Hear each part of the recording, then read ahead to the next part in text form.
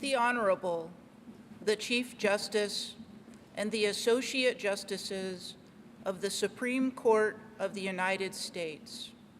Oyez, oyez, oyez, all persons having business before the Honorable, the Supreme Court of the United States, are admonished to draw near and give their attention, for the court is now sitting. God save the United States and this honorable court.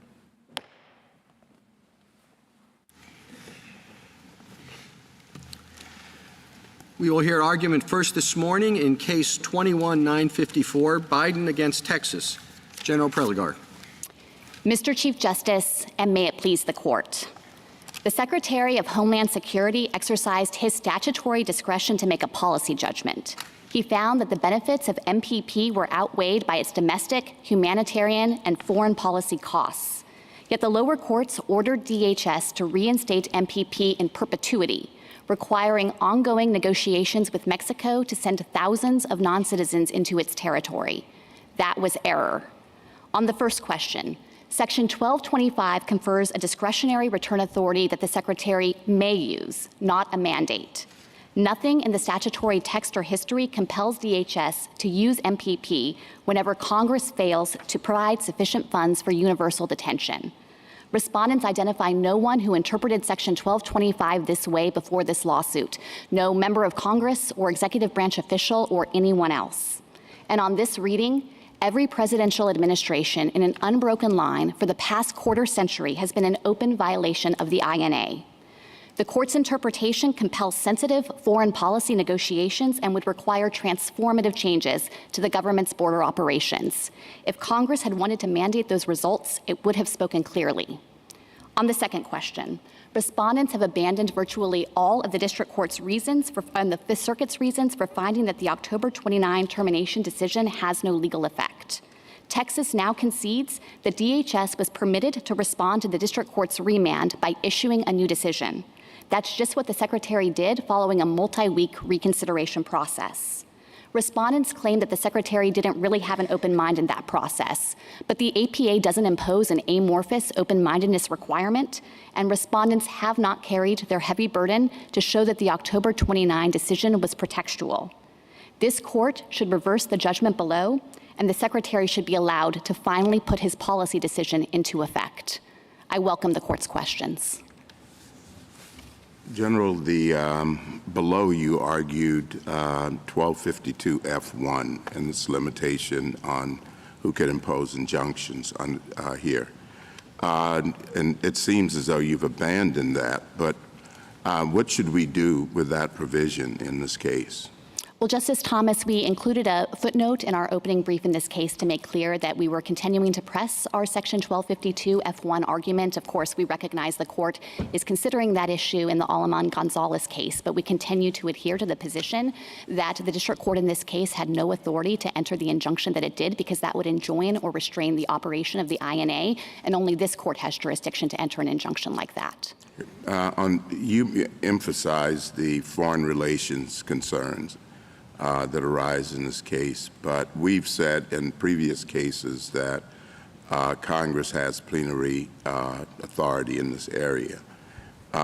Beyond that, what if Congress has already legislated in this area and expressed those concerns, then what additional concerns should we take into account? Well, Justice Thomas, I think that the particular interpretation of the statute that the district court adopted here implicates grave and serious foreign policy implications. Of course, the executive branch has primary responsibility for managing foreign relations and conducting those kinds of negotiations. And I think that if Congress had intended to override the executive's ordinary discretion that it enjoys with respect to that kind of foreign policy relationship, then at the very least, it should have made that intent express in the statute. But instead, if you look at the text of Section 1225B2C, this is the contiguous territory return provision, what Congress said is that the Secretary may return. Congress in no sense indicated that it was actually imposing on the executive a mandate to engage in those kinds of ongoing negotiations with Mexico, not just to obtain its consent at the outset, but the enormous investment of diplomatic resources that it takes to engage with Mexico on a day-to-day basis to implement this policy, then Congress should at least have said that clearly in the statute. But I think their argument is that it was, I apologize for interrupting you, but I think they suggest that there's the underlying rule that Congress, that you shall detain. And the shall, I think they see as a baseline, and then the others are, there's limited discretion to parole or to send, to do other things. But it seems as though they think that discretion is consumed by the shall. Well, Justice Thomas, let me respond to that in a few different ways. I want to emphasize at the outset that we think that DHS is relying permissibly on its express statutory release authorities here. So it's the parole authority you mentioned in 1182d5. It's also the authority to grant bond or conditional parole under Section 1226A, which is a provision that respondents largely ignore. So we think that the releases are consistent with those express authorities, and we think that the language in 1225b2a, the shall be detained language that you referenced, should be interpreted against the backdrop of longstanding principles of enforcement discretion in recognition that this is essentially a limited law enforcement resource. No one disputes that DHS does not have sufficient capacity to detain everyone who could be subject to detention under that provision. But I should say also that if you disagree with everything that I just said or think that there is more room for doubt about how DHS implements those detention and release authorities, still I don't think that provides any license to rewrite Section 1225b2c in contravention of its plain language. Congress said there may return. It didn't create the kind of mandate that respondents are now reading into the statute. Well, I mean, you say if we disagree with you on the other grounds, that's not a basis for adopting an erroneous interpretation of the third provision. But where does that leave us? I mean, I am sympathetic with your position, which is that you can't detain enough people. You don't think you have to send people back through the return mechanism, and that's fine, I would say. One way to look at it is you're sort of taking away from yourself an option to comply with the statute. And then it gets to a question of the parole, interpretation of the parole provision, and whether or not I think significant public benefit can accommodate as far as you want to stretch it.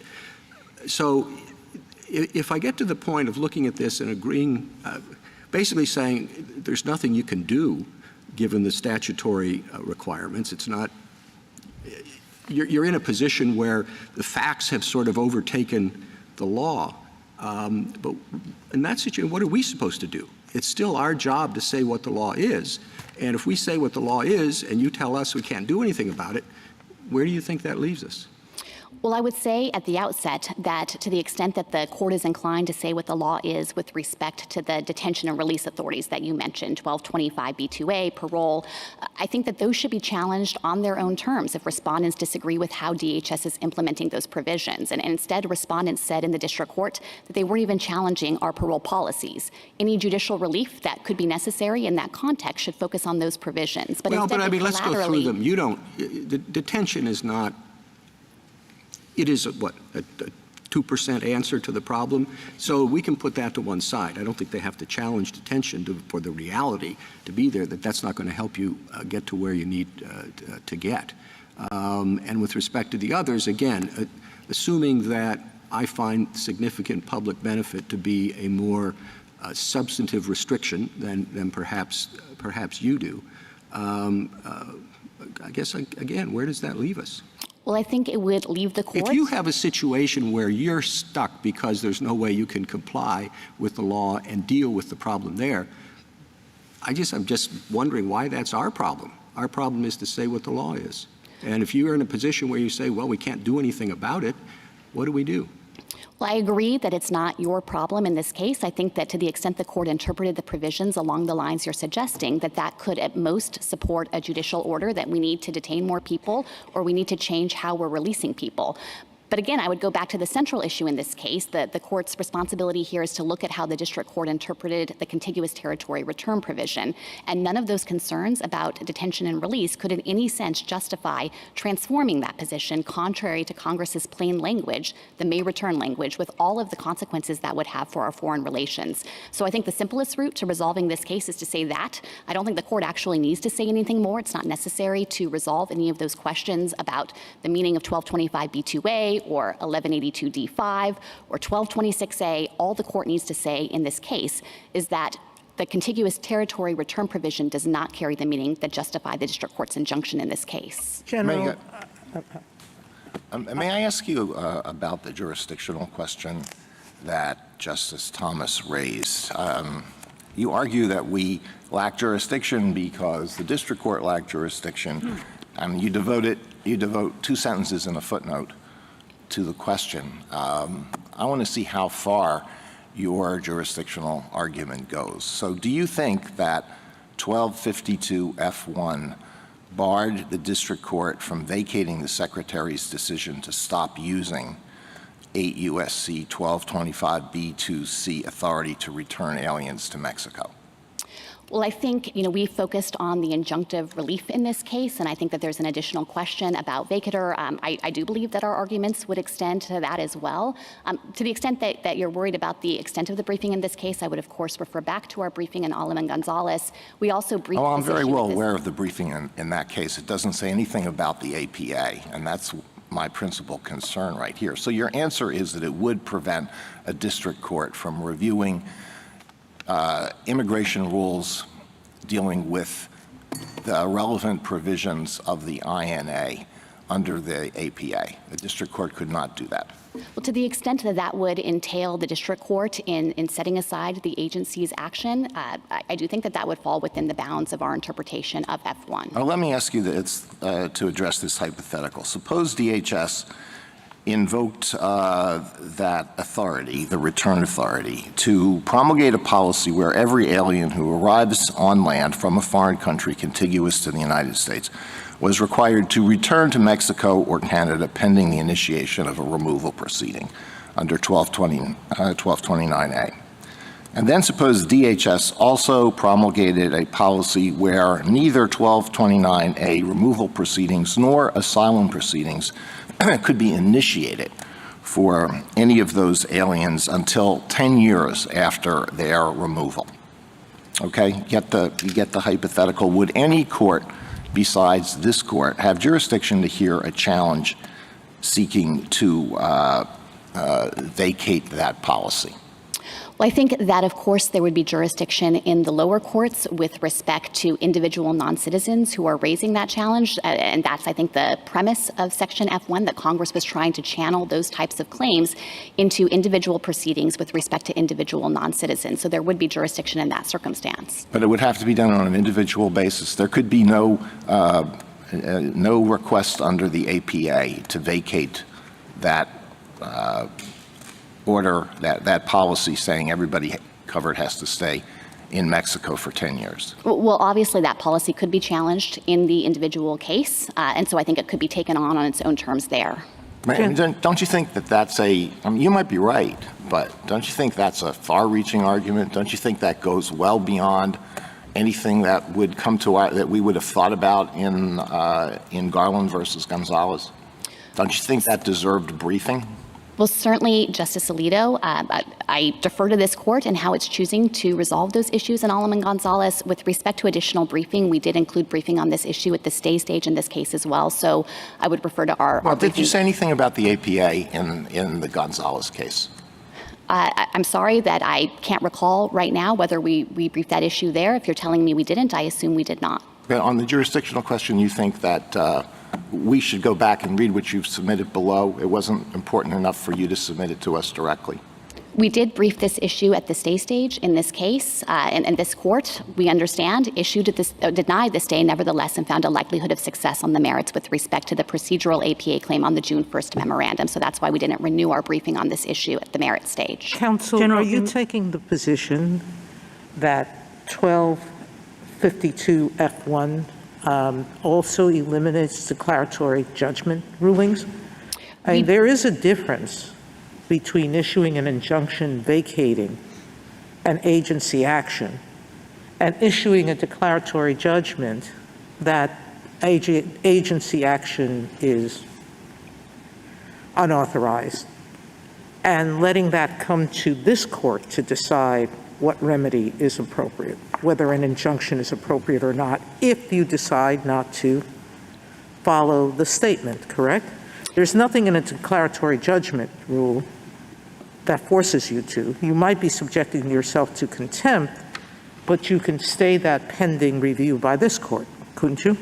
That's right, Justice Sotomayor. So I think that it would be possible for the court to draw that distinction and distinguish between declaratory relief and injunctive relief. You don't see anything in the language of 1252 F1 that stops declaratory relief. I believe when Alamán González was argued, we suggested that that was an open question, and I recognize that it's a more difficult question. Here, I think that it's clear that our F1 argument applies because we're facing a nationwide permanent injunction in this case. Now, what do we... I'm sorry. I'm sorry. Go ahead. I just wanted to follow up on that. Go ahead. Okay. I would just appreciate an answer to Justice Sotomayor's question about declaratory relief in the government's position with respect to 1252F. I'm sorry, a clarification? Yeah. So I'll do my best, and I should confess that I didn't go back to review the oral argument transcript in Alamán González, but I think we took the position there that it's an unsettled question how this would apply in the context of declaratory relief. And so, I want to be consistent with that position, but I recognize it's a harder issue for us, and I think that there would be a path for the court to determine that there's a distinction between declaratory relief and injunctive relief, which is, of course, the primary focus of that provision. No, I understand it's an open question and a difficult one. I just wonder whether the government has a view on it, one way or the other. Our view is that it also could foreclose review of declaratory relief, but I recognize the court could conclude otherwise. Why would it foreclose declaratory relief? I'm sorry, Justice Gorsuch, I don't have further information at this time. If you'd like us to submit supplemental briefing on this issue, we would be happy to do so to try to clarify that position. But it is the government's position that it does foreclose declaratory relief, too. I believe that's the position we took at oral argument in Alamán González, recognizing it was a tougher issue. Thank you. If I could turn to the various textual clues and contextual clues that we think fortify our interpretation of the contiguous territory return provision in this case, there are really four key things that I want to focus on that I think demonstrate that the district court's interpretation here went seriously awry. And the first thing, of course, is the text, which was emphasized that Congress used the may return language, which is clearly discretionary. On respondents' interpretation, what Congress really meant is the Secretary may return unless detention capacity is lacking, in which case he must return. But Congress nowhere put that condition precedent into the statute, and I think it's really significant that Congress failed to do so, because on respondents' reading, this would have been mandatory from the outset and at all times thereafter. In 1996, when Congress enacted this provision, there was not sufficient detention capacity at that time, and respondents don't dispute that that has remained continuously the case. So I think it's particularly notable that their interpretation of the statute would have run counter to the text all along. I would point as well— Is there any indication in connection with the 96 Act that anyone in Congress expected that if there was not sufficient detention capacity, that hundreds of thousands of people would be just paroled into the United States without being lawfully admitted? Did anyone say that in Congress?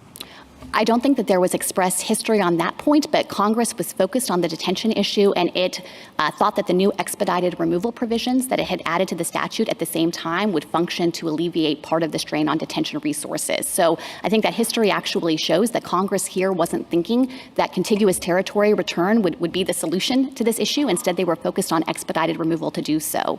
And it's no mystery about where this provision came from, contiguous territory return. It was a much narrower and more discrete problem, which was that the Board of Immigration Appeals in the Sanchez-Avila case had just concluded in 1996 that the executive's prior discretionary practice of sometimes returning some non-citizens to contiguous territory required express statutory authorization if it was going to continue.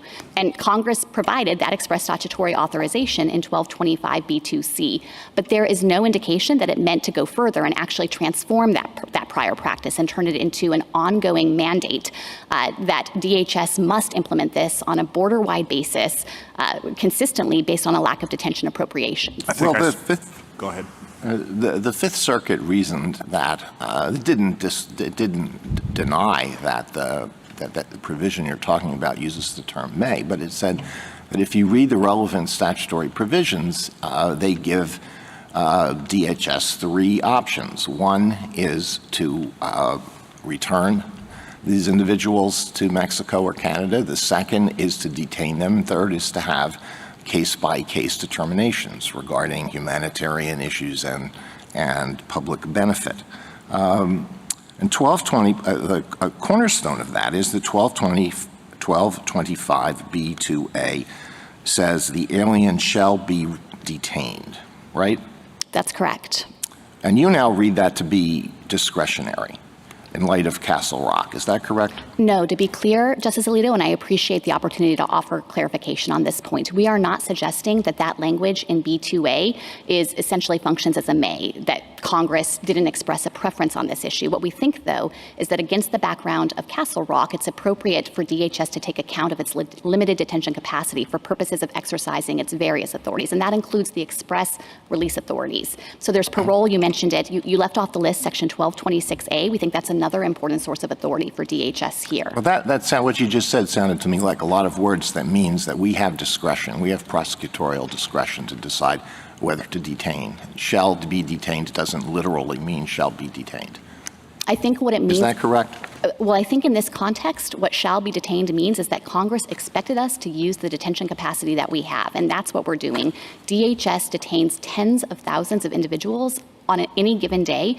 Respondents' interpretation that would remove any discretion would mean that DHS can't take account of that limited capacity in making prioritization decisions. So if they're really right, and if DHS has to fill up those beds on a first-come basis, then the upshot is that it's going to run out of space and not have capacity to detain those with criminal histories or who represent a national security threat or have final orders of removal and might be particularly likely to abscond. And I don't think that's a reasonable interpretation. Well, I'll tell you when excuse me if I ask one more follow-up. I'll tell you when I read your brief on this point, I said, wow, this is I remember the Jennings case where I had the pleasure of writing the opinion for the court. And I said, boy, my recollection is that the government's brief in that case took exactly the opposite position from what the government is taking here. And I went back and looked at it, and that is exactly the case. You stressed that shall be detained means shall be detained. I have it right before me. You emphasized the language, shall be detained. And you went on. This is a brief filed by your predecessor, Mr. Gershengorn. Unlike the word may, which implies discretion, the word shall usually connotes a requirement. And here the repeated shall be detained clearly means what it says, because Congress said may when it meant may. Congress crafted only one exception to that rule. Congress provided that the Secretary may parole into the United States any alien applying for admission on a case-by-case basis for urgent humanitarian reasons or significant public benefit. Let me respond to that in two ways, if I could, Justice Alito. And the first is to make clear that, of course, there we were addressing a very different type of argument, which is whether Section 1225 contains effectively an implicit statutory entitlement to release on bond, which is what the non-citizens in that case were claiming. And we said then and remain of the view, and this court said in Jennings, that that's not a proper interpretation of that shall be detained language. But we had no occasion in that case, and this court had no occasion in that case, to consider how to interpret these provisions of the INA against the backdrop of traditional enforcement discretion principles. And I would point in particular now to the opinion of Chief Judge Sutton in the Sixth Circuit, a recent opinion we cite in our reply brief in the Arizona case that I think has a really useful distillation of the relevant principles in this context when you're looking at those types of provisions in the INA in light of limited law enforcement resources.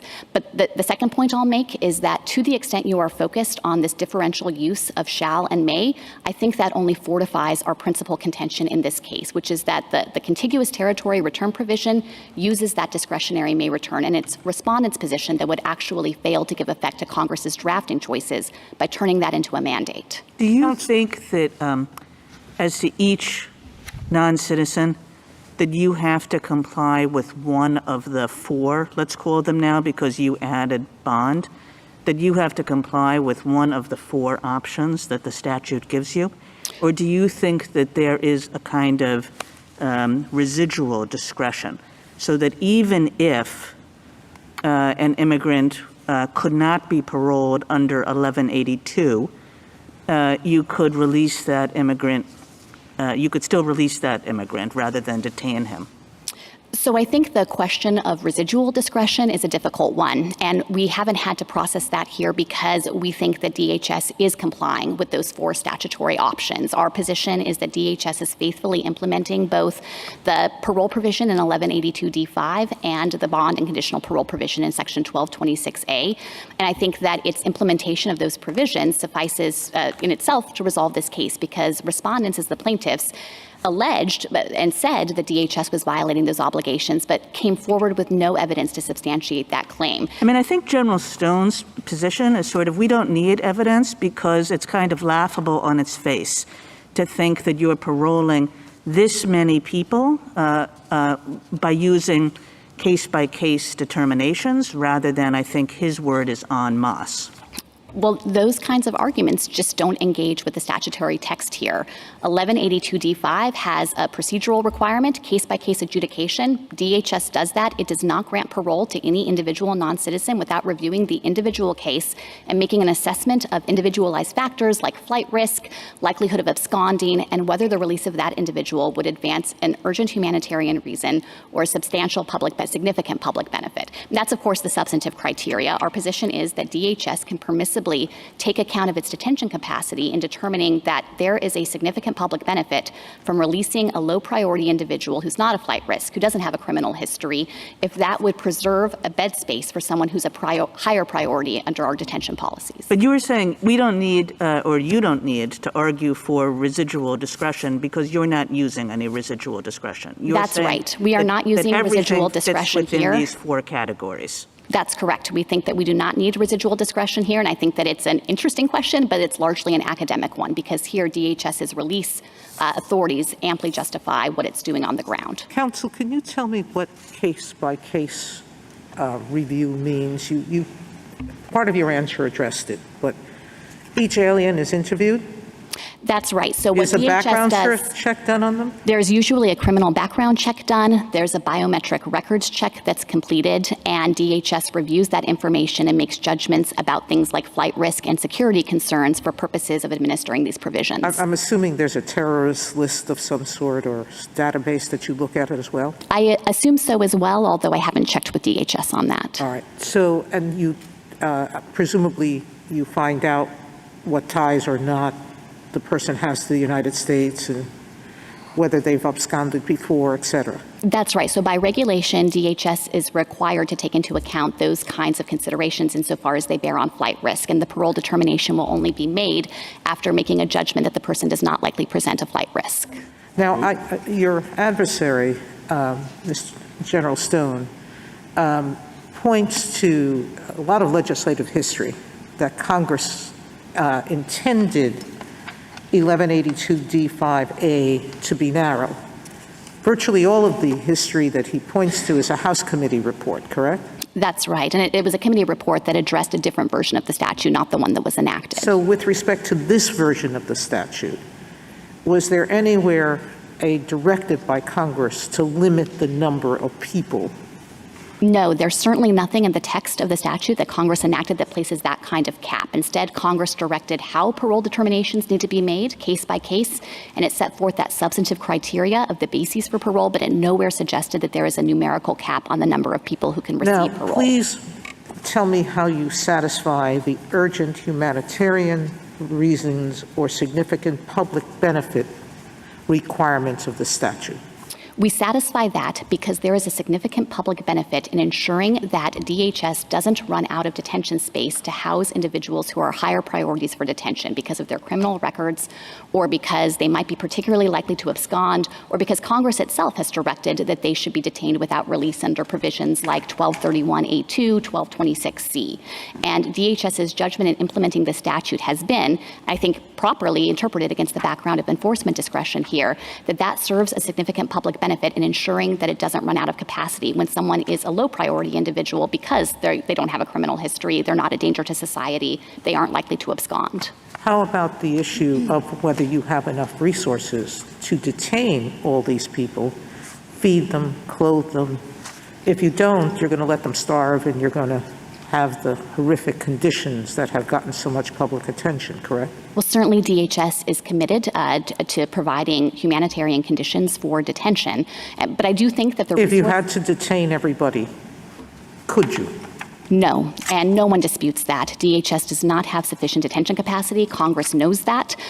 Congress was aware of that in 1996 when it enacted this provision, and there is no indication that Congress intended the safety valve here to be contiguous territory return. What are the numbers with respect to that, both now and in the past, in terms of the percentage of people who are stopped or encountered or arrested at the border? Think of those as synonyms. I didn't mean to, versus the number that you can detain. So let me give you a sense of the current numbers. I'll point to the recent monthly reports that we've been filing in accordance with the district court's reporting requirement of the injunction. The most recent numbers are from March 2022. At that juncture, DHS apprehended about 220,000 people at the border. That was the number of border encounters.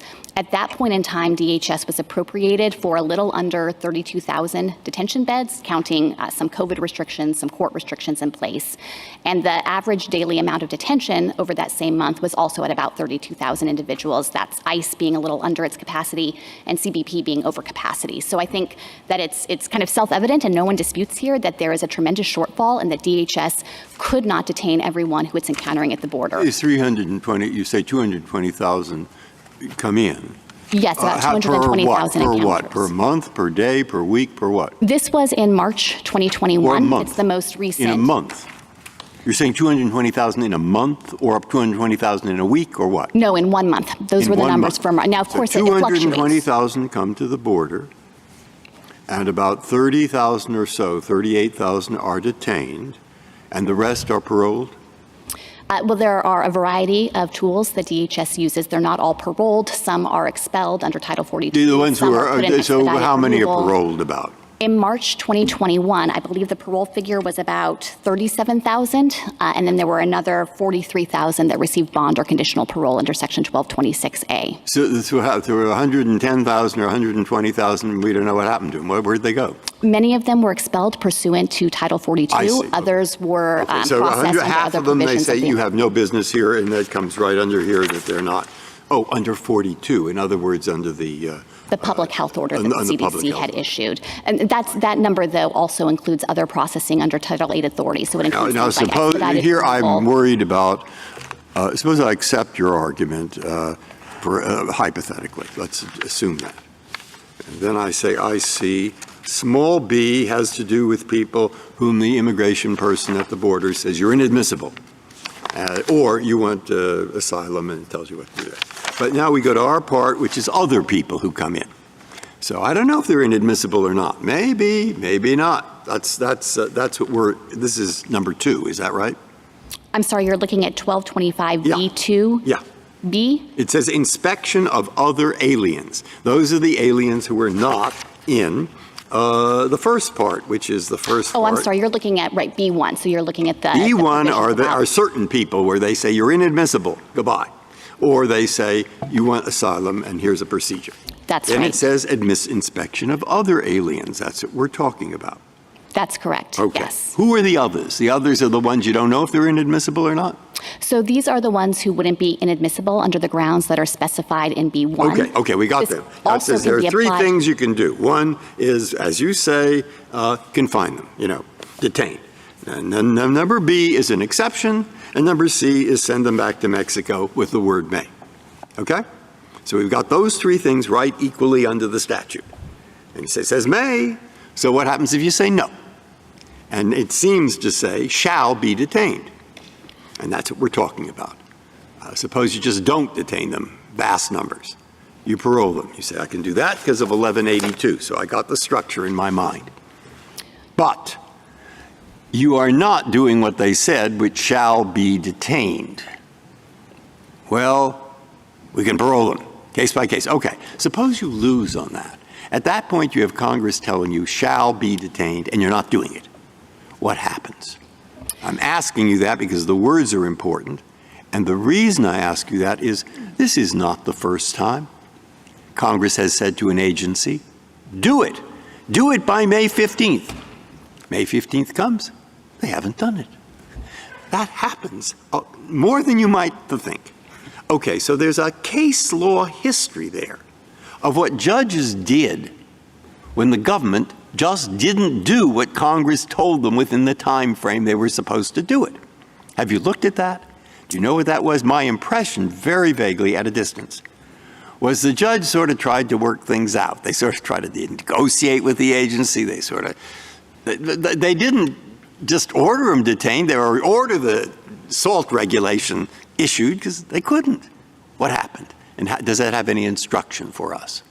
Well, I think here I have a couple of reactions to that, Justice Breyer, and I hope I can work through them. I first want to push back on the idea of how you describe the statutory structure only insofar as I think that it's wrong to treat this as a self-contained unit. It's not as though Congress sat down at one point in time and thought this is going to be our universal solution for how to deal with these encounters at the border with this class of non-citizen. Instead, all of these provisions were added to the statute at different times and for different reasons. The shall be detained language came in 1903. That was first. Then Congress added the parole authority in 1952 in the INA, and that was actually a codification of the executive's prior practice of granting parole even when it didn't have express statutory authority to do so. It was only in 1996 that Congress added the C that you refer to, contiguous territory return, and so I just want to push back on the suggestion that this was all at one point in time with Congress kind of thinking about these. So that suggests the argument that you gave up on. And that was the argument that shall doesn't literally mean shall this instant. It means shall as best you can. Now, you've given up on that argument, I think, or have you? Well, no, I think shall properly interpreted means that we should use the detention capacity that we've been afforded here. I think that the argument and my response to Justice Kagan was that we have express statutory release authorities here, and we think that all of these releases are happening in conformance with the INA. Left off your list as well was 1226A. This is an important source of authority for DHS. This is a provision that applies, as all agree, to anyone who is in the United States. And so that but these are people that are coming to the border. I thought 1226A does just what you say. It applies to people who are already here. And I didn't think, therefore, it applied to this case particularly, because I think here we're dealing with people who come up to the border. Tell me why I'm wrong on that. You're wrong on that because DHS's longstanding interpretation has been that 1226A applies to those who have crossed the border between ports of entry and are shortly thereafter apprehended. So that's an important category of the group of non-citizens that we're talking about here. And it memorialized that understanding in regulations shortly after IRA was enacted. And as well, that has been the agency's consistent interpretation across the subsequent 25 years. The October memo does not rely on 1226. Justice Kavanaugh, I think that the October memo, of course, wasn't focused on any of these issues about detention or release because the Secretary was making a judgment about whether to continue with MPP. And that was his policy judgment weighing all of the costs and benefits of the program. No, in the section about the relationship between MPP and statutory mandates, it was all about significant public benefit under the parole authority. That's right, that he discussed that at length because that is an important source of DHS's authority here. I believe he also referred to the authority that's conferred by Section 1226A. I need to know this for this reason, that I think, suppose we do exactly what you suggested we might do. May means may. Okay? End of the matter. Then the thing goes back. At that point, I'm guessing, but somebody might say, okay, may means may. You don't have to send them back to Mexico. But you do have to detain them. No, we don't, because of the two statutes you mentioned. Yes, you do, because they don't apply. There'll be an argument.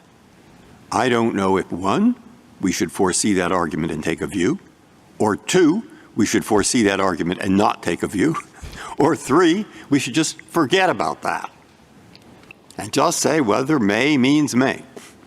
I think that is the What's simplest. your view? That is the simplest way to resolve this case. We certainly agree that may means may, and that's really the only issue that's directly teed up for this court's review in light of the injunction. We are actively litigating those other issues in other cases brought by states with respect to our interpretation of 1225B2A, with respect to our application of the release authorities, and I think that that is a better context where it's not essentially relying on those release and detention authorities as a collateral way to force the reimposition of MPP. General, I could. Go ahead. I could understand General Stone saying back to you, well, it's, may means may, but you have to read that may within the entire statutory structure and within the set of authorizations that you have. And essentially, the may would become a shall if you couldn't meet the obligations, if you were using completely residual discretionary authority, right? So that if you couldn't parole people under 1182, give them bond under whatever that provision is, et cetera, and you were just throwing up your hands in the air and saying, well, we have to do something, so now we're operating outside the statute entirely, I could see him saying, well, in that case, the may becomes a shall. It's kind of a springing mandate if you can't satisfy your obligations in another way. So I have to think, am I wrong about this? That your argument depends on the fact that you say you are satisfying your obligations in other ways. If you weren't, wouldn't you have a harder argument? No, I don't think so. I think that's actually an easy argument in this case. We certainly do think that we're satisfying those other provisions, so the predicate of Texas's suit fails here. But even if this court disagreed or thought there was room for doubt, there is no way to interpret Section 1225B2C to be that kind of springing mandate. First, there's the textual problem. Congress said may return. On their view, it's been mandatory from the get-go and at all times thereafter, and it would be inexplicable for Congress to use that discretionary language if it wanted to have detention capacity be the trigger. Second, I would point to the significant foreign policy consequences that are implicated by that interpretation. We cannot unilaterally implement foreign contiguous territory return. Instead, each exercise of this authority requires ongoing negotiation and cooperation and coordination with Mexico. And there again, it's implausible that Congress would have demanded that we do that the executive branch engage in those negotiations without saying so expressly and just using may return. Third, I'd point to the history. No one at any point in time during the legislative drafting acknowledged that the provision would have this kind of effect that they're attributing to it. Instead, the history is clear that this was just responding to that BIA decision and overturning the conclusion that the executive's prior discretionary use of the authority required authorization, with no indication that Congress was changing it into a mandate. And then fourth, and finally, I would point to the consistent executive interpretation of this provision. No one's interpreted the INA this way before. Every presidential administration has understood this to just be a purely discretionary authority. That goes for the prior administration. On their view, MPP itself would be unlawful because it doesn't maximize the use of contiguous territory return. General, your interpretation of the statute, I think, is entirely manipulable. You use the statute has what seems to be a serious limitation on parole, significant public benefit, and yet you say that goes down due to the fact that you have limited detention. So, and you have limited detention. It's not like you're going to hit a number there which is going to take care of everything.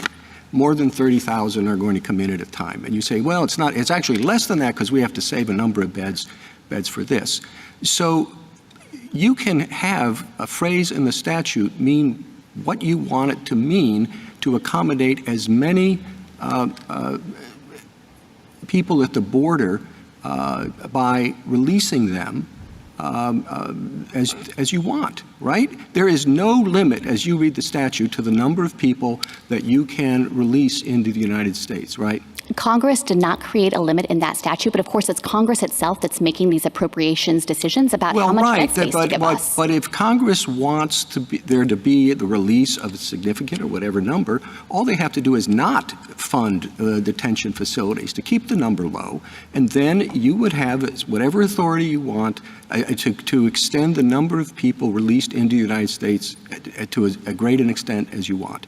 And you say, well, we're not going to, don't worry about MPP. And, maybe that's your decision. But you're sort of making it even harder for you to do anything other than release the people encountered at the border into the United States.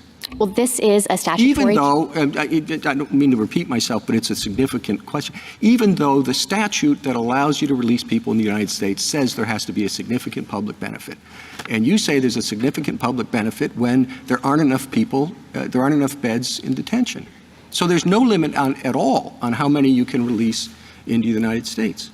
Well, I think the inherent limit, of course, is the detention capacity. Congress didn't define that term. I'm putting that to one side because interest. Everybody knows that's not nearly enough beds to take care of the problem. That's right, and this has been the agency's... If you don't think it's a problem, you don't want to you should add more beds anyway. Well, this is the agency's consistent interpretation of the parole provision. Congress has never disapproved it. It has known that DHS is exercising its parole authority that way. But, Mr. Chief Justice, to the extent that the impetus for this question is this sense that contiguous territory return could take care of that issue, I want to forcefully push back on that idea, because contiguous territory return cannot be the solution here. Over the life of the program in the prior administration, only 6.5% of individuals we encountered at the border were enrolled in MPP. It has inherent constraints. The statute limits who can be enrolled in MPP. You have to be arriving by land from contiguous territory. We're constrained by what Mexico is willing to consent to with respect to who it will allow to be enrolled in the program, and it's placed important limitations on our exercise of that. There were entire categories of people who were excluded from MPP, like all Mexican nationals. Our international commitments, our non-refoulement obligations, likewise provide a constraint here. So to the extent that you are concerned about how parole operates, that concern doesn't go away based on implementing MPP. And in fact, in the prior administration, when MPP was in full force, still DHS was implementing its parole decisions this way, as it's always done consistently for the past 25 years. Counsel, I'm sorry, General. Well, I don't want to, I know we're into seriatim time, so I No, don't want not just yet. Justice Sotomayor. General, going back to Justice Breyer's question, assuming, just for the sake of argument, that there's no injunctive power in the court below, the way you're arguing, how would we ever reach the question that Justice Breyer raised, which is the district court being wrong on its assumption that this may is a shall? How do we reach that question if the injunction was erroneously issued? We think that question would be appropriately reached in the case of an individual non-citizen, and there is, of course, jurisdiction preserved to reserve those kinds of claims in those types of cases. This was Congress channeling the review to those cases. So you would say we should just say an injunction of any kind is improper? Yes, we think that that is the correct interpretation of 1252F1. Would we need to reach the declaratory judgment issue in your mind, or should we just simply address whether what's before us, which is the injunction, that it's improper? I think here the court could just reach the injunction and declare that that's improper. General Prelogger, can I ask you a question about significant public benefit? You've identified the number of beds and the need to prioritize as the public benefit that DHS is taking into account and when deciding whether to parole. Is it your position that you cannot consider the significant public benefit in not releasing into Mexico? In other words, that you're only looking at the significant public benefit of releasing into the United States, but not in choosing that option versus the other? So I think with respect to kind of how this is working on the ground, the individual immigration officers, and there are thousands of them who would be responsible for making these decisions, are focused on the actual detention capacity at that moment. With respect to the broader question, though, about using contiguous territory return versus releasing into the interior, I think that's ultimately a policy judgment for the Secretary. It's not as though return to Mexico is costless. It involves an enormous investment of our diplomatic resources and our engagement with that bilateral negotiation. And so I think that the Secretary is well justified in thinking that in light of the tremendous costs that he identified with the program, and in light of his determination that it actually detracted from other strategies and programs he thought would be more effective in stemming the tide of irregular migration, that he was well justified in making that policy determination. Let me go back to the individual. Oh, sorry. Go ahead, finish up. For the individual determination, so you would say that it is not DHS's practice or responsibility with respect to any individual non-citizen to decide the significant public benefit of paroling into the United States versus sending that particular non-citizen back to Mexico? Well, while MPP was operational, I should take the opportunity to clarify. My understanding is that the officers were making those kinds of discretionary decisions, and in fact, the vast majority of non-citizens who were eligible for MPP, or at least a substantial number, were actually diverted out of the program, and that's why the numbers are only about 6.5% of those we encountered at the border were enrolled in the program. So there was discretion to not put an individual in MPP while the program was in effect. Thank you. Thank you, General. We'll get back to you. Justice Thomas, anything further? Justice Breyer? Justice Alito? The parole decisions are supposed to be made on a case-by-case basis, right? That's correct.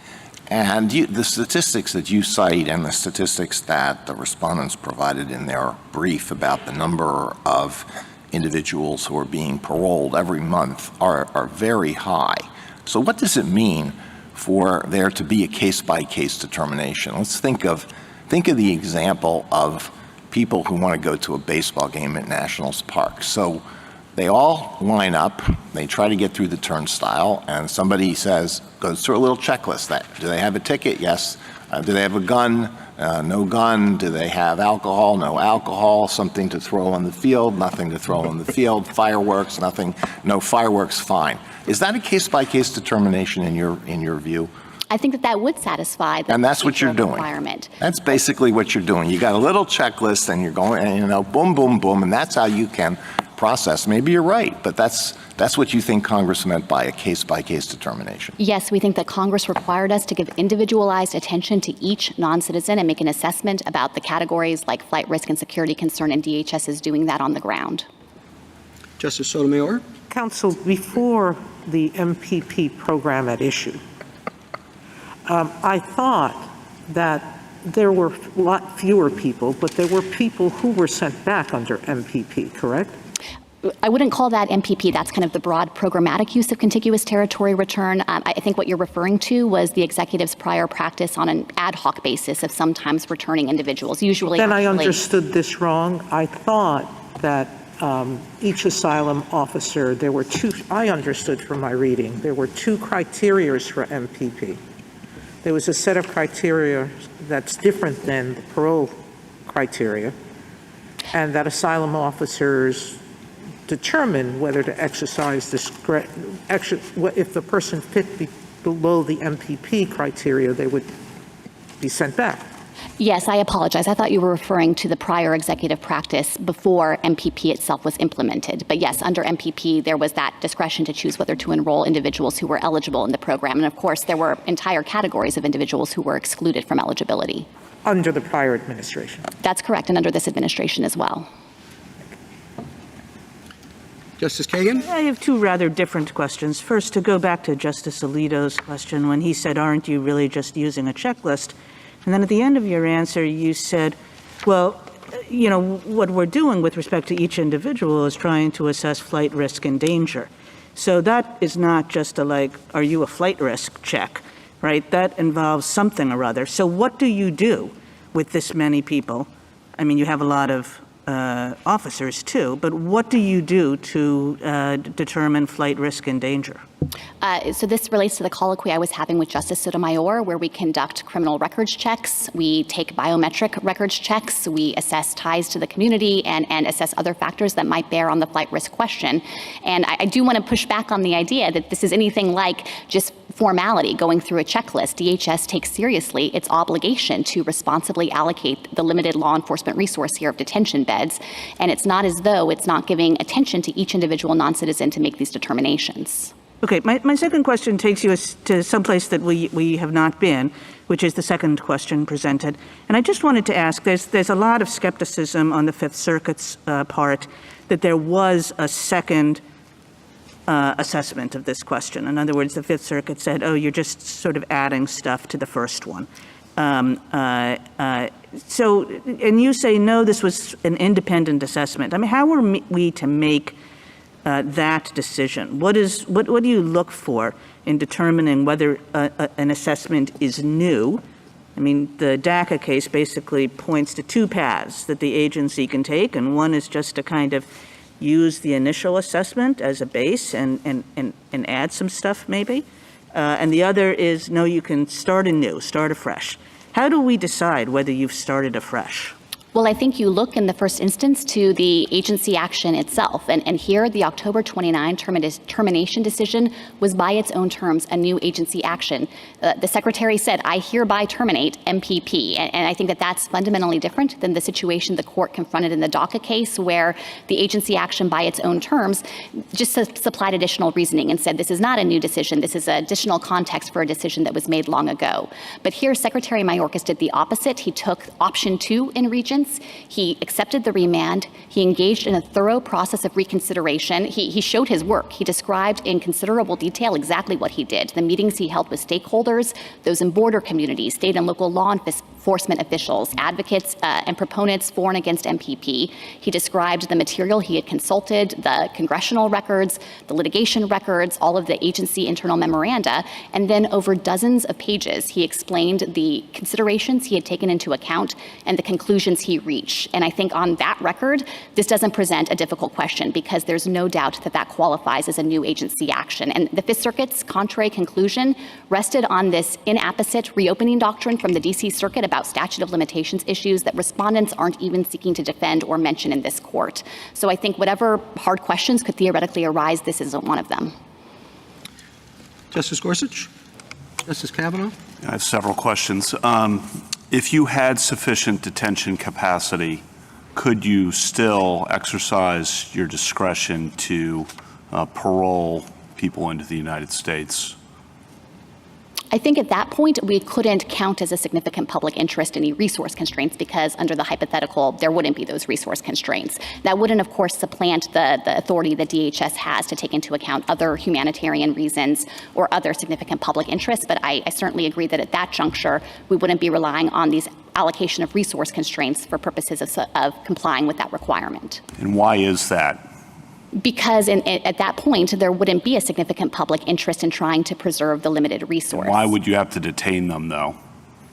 Well, as I said before, we understand Section 1225B2A to set forth Congress's expectation that we should use the detention capacity that we've been afforded. So we're not saying that's a may or that Congress was neutral on the issue. We're simply pointing to the fact that in this circumstance where Congress hasn't given us the bed space and no one disputes that, it's not only permissible but responsible for DHS to take that into account in its detention and release decisions. Okay, so you agree that Congress has expressed a preference for detention where that's available? Yes, we do. We don't think that that is a may or simply neutrality on the issue. Okay, switching gears, I don't know if this is before us, so my first question is the State Farm issue with respect to the October memo before us or not? Because if so, I have a lot of State Farm related questions to ask you. I'll probably ask you them anyway, but is this before us or not?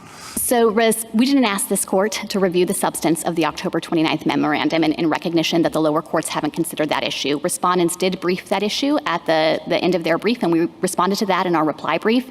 We think if the court reaches that issue, it should clearly reject their arguments. They're exceedingly weak arguments that this wasn't reasoned decision-making. But I, of course, acknowledge that the lower courts haven't had an opportunity to consider that issue. And I would say that I think the problem that we're trying to address here and the thing we're asking the court to do is reverse the Fifth Circuit's flawed conclusion that this just isn't an agency action at all. If State Farm's before us, and if it's not before us here, when will it be before us? So we fully expect that Texas will amend its complaint back in district court, and we'll be litigating that issue then. Okay. Well, I'll ask a couple. Although if you're interested in reaching it, then I'm happy to defend it. Well, I'll just ask a couple questions in case we reach it. There were two parts of the explanation in the October memo that jumped out to me as potentially State Farm type issues. One is that you said the memo says that the choice to bring people into the country is because otherwise other more dangerous people would come into the country. In other words, you have a choice between the less dangerous or more dangerous coming into the country. That's on page 28 of the memo. And that strikes me as a false choice because the other option, of course, is to send people to Mexico. So that's one issue. The other issue is I don't see, and this follows up on Justice Barrett's questions, any real explanation in the October memo of what public means and significant public benefit. Is that the American public? Is that the non-citizen public?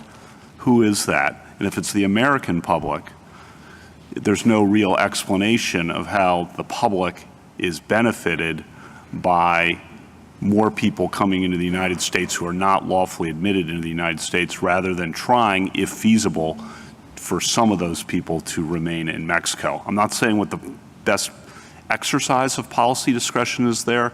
I'm saying I think the October memo doesn't quite get into what is public benefit, what does it mean, how are we supposed to assess that?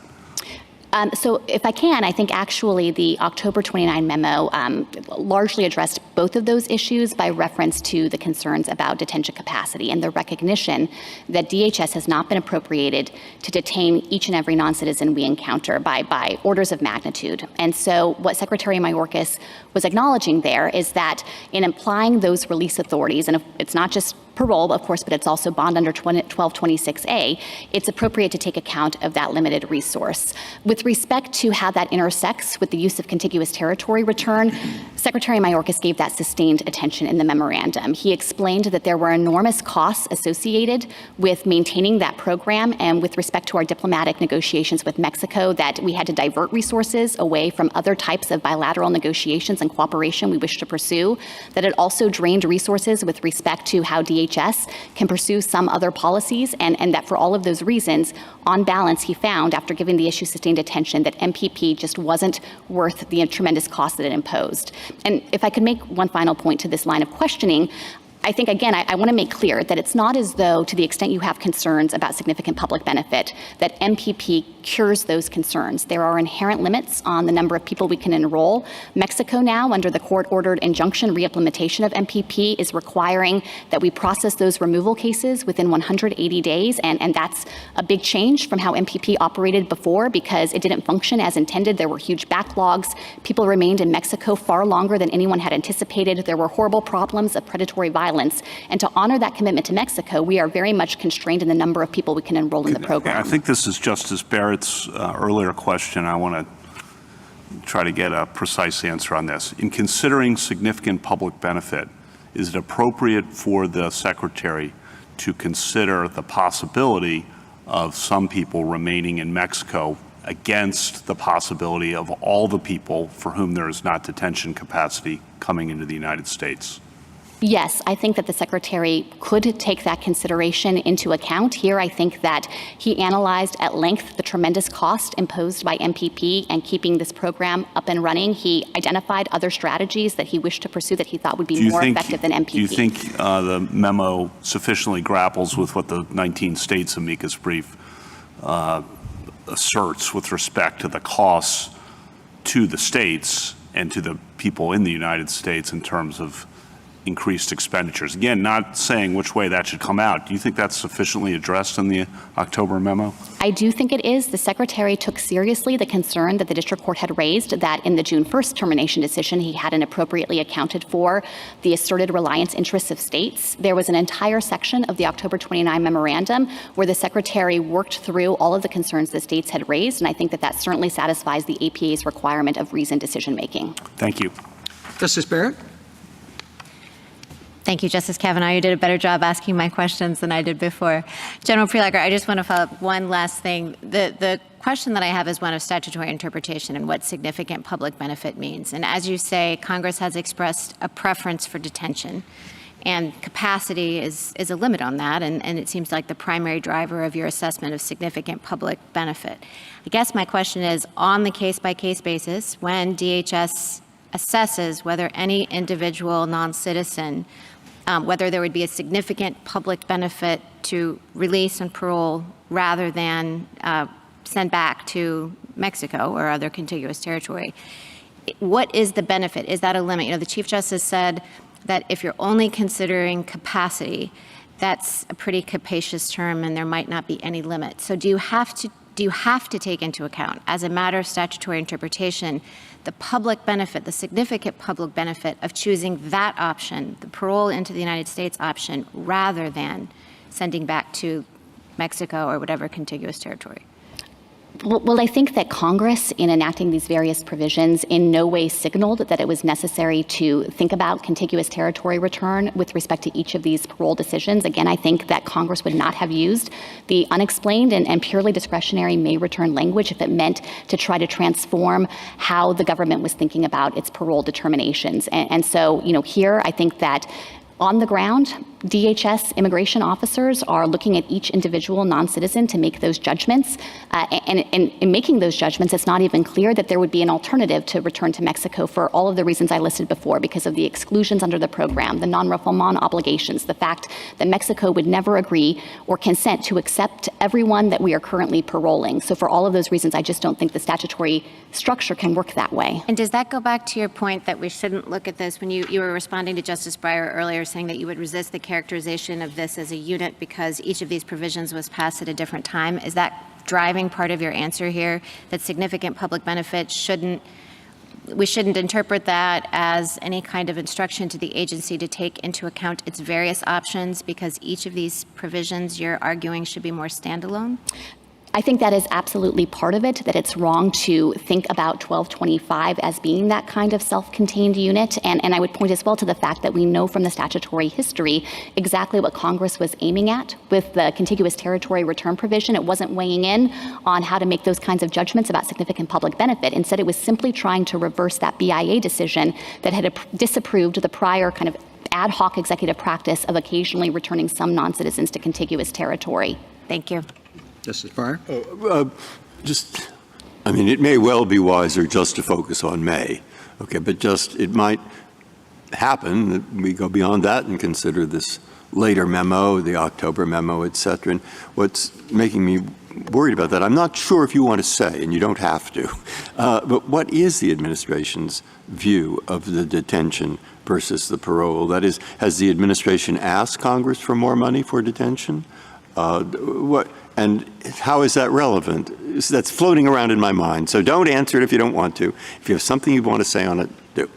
Well, Congress is, of course, responsible for making those appropriations decisions, and the government has submitted budget requests to Congress trying to balance a variety of different considerations here. Among other things, we asked for more resources for immigration judges who could speed the processing of cases that would allow us to detain more individuals with fewer beds because we'd be able to remove them more quickly by resolving their cases more quickly. We've also asked for funding for alternatives to detention, which would help us supervise a greater number of people and ensure that they're not absconding, that they appear for their hearings.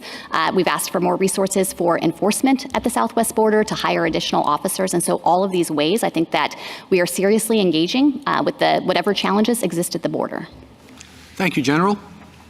General Stone?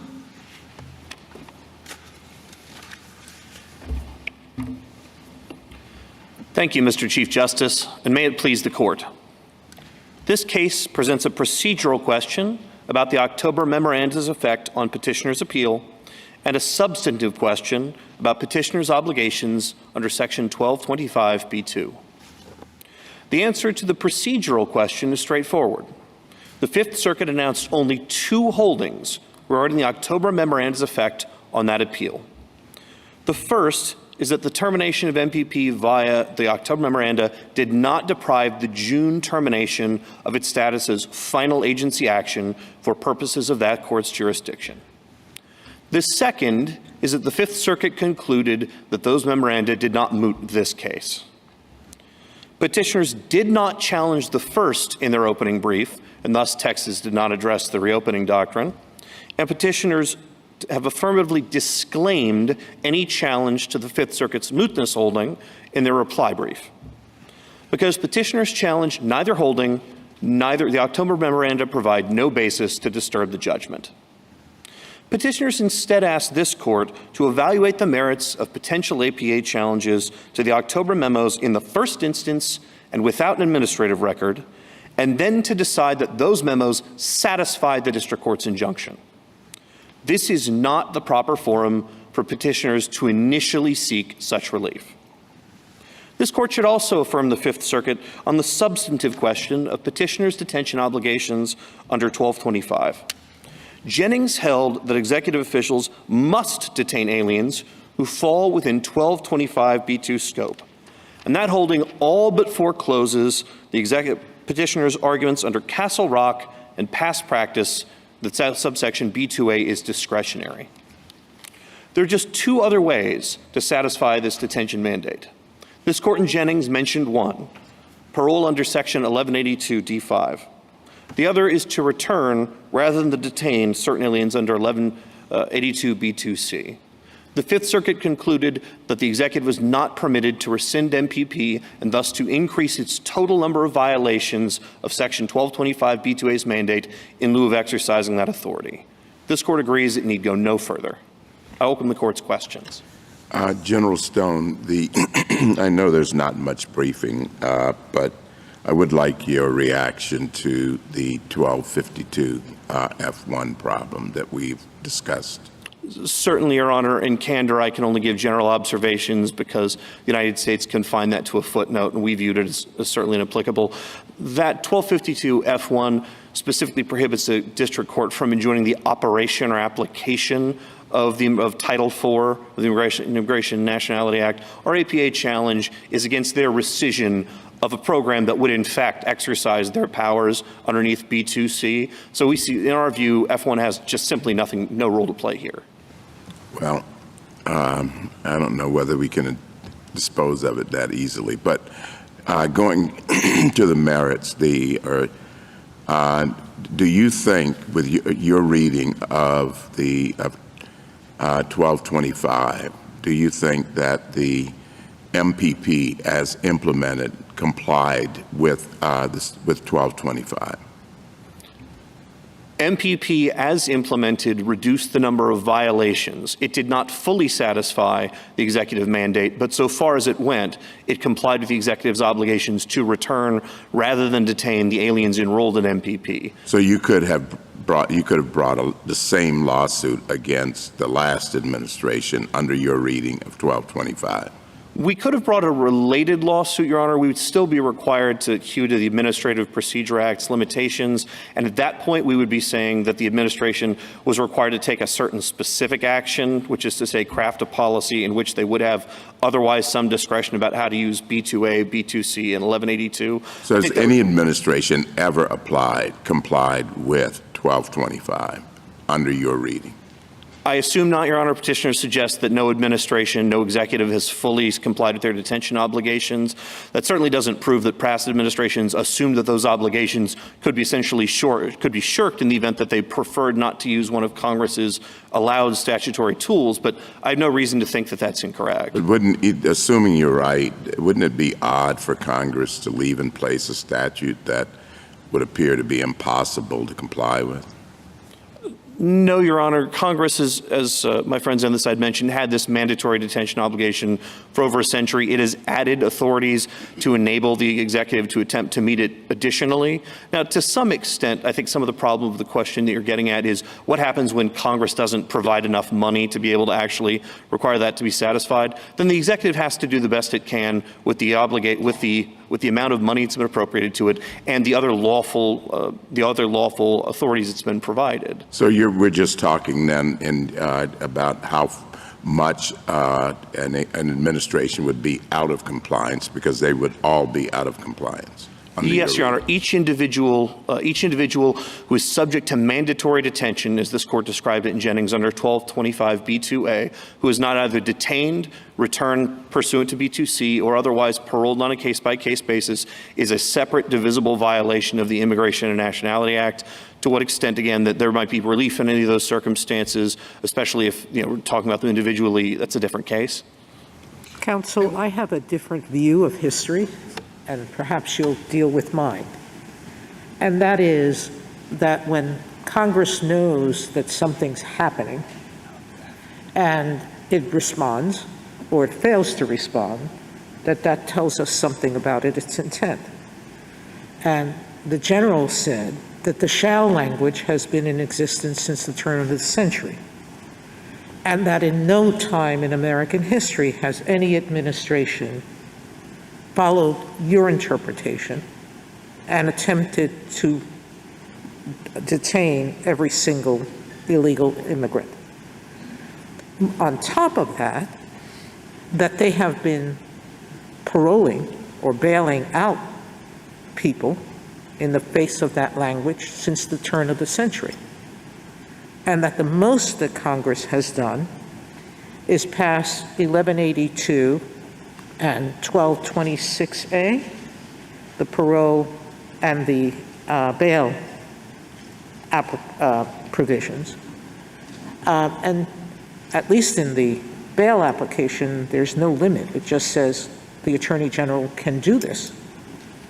In the 1182, it has set parameters, but it didn't set the parameters of the extensive legislative history you cited in your brief, that it intended to limit the number to a narrow few. That was the House bill that was rejected. And it set no limit in 1182. So what do I do if I'm a person who views that history and says, whatever Congress didn't do, which is give enough resources or pass legislation that said be inhumane and detain every person without any resources, that we should accept what the practices have been through generations of presidents?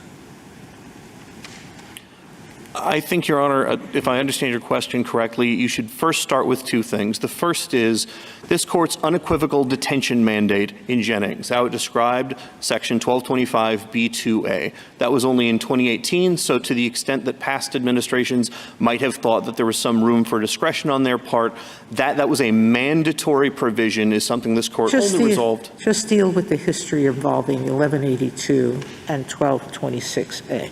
Well, That's been used since both provisions were passed, and exactly in this way, essentially. The history of 1182D5, the specific amendment that Congress passed to that, previously the section had said something to the effect of that parole could be provided by the Attorney General if he determined that it was in the public interest. The 1996 amendment specifically inserted the case-by-case requirement and made an obligation that there had to be either a significant public benefit or urgent humanitarian reason. And so that undoubtedly narrowed the executive's discretion in at least those two ways. It also had a third component, which required the duration of that parole be only so long as that reason or that benefit kept being the case. So to illustrate what kinds of benefits those might be, the petitioners actually have certain regulations. Let me call their attention 8 CFR 212.5, which discusses three kinds of circumstances, among others, that might satisfy as one or the other. One being an individual for whom essentially they've got a medical condition for whom detention is simply incompatible but would worsen it significantly. Another being a pregnant woman, and a third being an individual who is here to provide testimony to a legislative, adjudicatory, or administrative body. So nothing in how this provision has been interpreted before, at least through those regulations, suggests that it would be a significant public benefit simply to not detain individuals. And that would be a very strange result to consider, given that Congress has made an unequivocal mandate that it wants detention. It doesn't just prefer it, the way petitioners have suggested. It has unequivocally mandated that result. Well, Congress may want detention, but it hasn't come up with the money to provide more beds, right? Certainly, it gets back to General Preliger's point, which is it's not going to make a difference. You can have MPP and send a limited number of people back to Mexico, although I gather that requires the consent of the Mexican government, and I don't know if that's going to be forthcoming or not. And then there's a limited number of beds. I mean, it may mean that it's difficult for them to comply with the law, but what good do you think will come from a requirement that the government keep MPP in place? Put candidly, Your Honor, fewer statutory violations of B2A is better than more. The United States is required to attempt to comply, even in the face of limited resources, as best it can with the resources it's been appropriated. So of course, the harms that I'm sorry to interrupt. The only point I would make is that remains true, but given their termination of MPP, the most that does, as I can see it, is make it more difficult for them to comply with the law.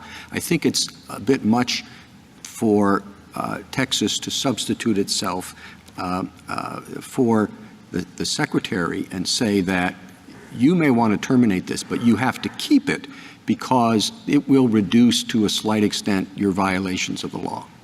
Certainly not, Your Honor. And Texas isn't seeking injunctive relief to require the administration to take any particular view of immigration policy. Texas is bringing a garden variety or two garden variety APA claims, one of which is sort of the traditional arbitrary and capricious that I mentioned earlier during my opening. The other is that, in fact, this is not consistent with Section 1225 because this will predictably, and this is a finding of fact that was made by the district court after it was hotly contested on trial on the merits, that the rescission of MPP will cause the government to systemically increase its 1225A obligation, or its violation of its 1225B2A obligations. That's the reason, in the APA sense, that rescission doesn't comply with law. Now, to speak to— But General Stone, it doesn't really seem like a garden variety APA thing. To basically tell the executive how to implement its foreign and immigration policy. And that's what this does. It puts the United States essentially at the mercy of Mexico. Mexico knows that, if we come out your way, well, Mexico has all the leverage in the world to say, well, you want to do that? You want to comply with the court's order? Here are 20 things that you need to do for us. Or maybe Mexico says, no, we'd like to see you squirm and not be able to comply with the court's order. And so we won't allow you to do the program regardless. And either way, it puts Mexico in a position vis-a-vis the United States, which I don't think it's really Texas's position to require. A couple of points, Your Honor. The first is whether or not this required, in order to be implemented initially, Mexico's consent was a question of fact litigated on the merits in the district court. The district court made a finding of fact, which I don't understand petitioners to be challenging for clear error, that the United States was able to initially implement MPP without Mexico can change consent. its mind any day. Well, certainly, Your Honor, and to the extent that petitioners were to show, well, Mexico has changed its mind and thus Or we Mexico no longer— can change the conditions that it imposes for consenting any day. And the point is that requiring the secretary to do something like this essentially says to Mexico, it's all yours. You have control. They do have control. You're putting the secretary's immigration decisions in the hands of Mexico. I disagree, Your Honor. 3 quick points.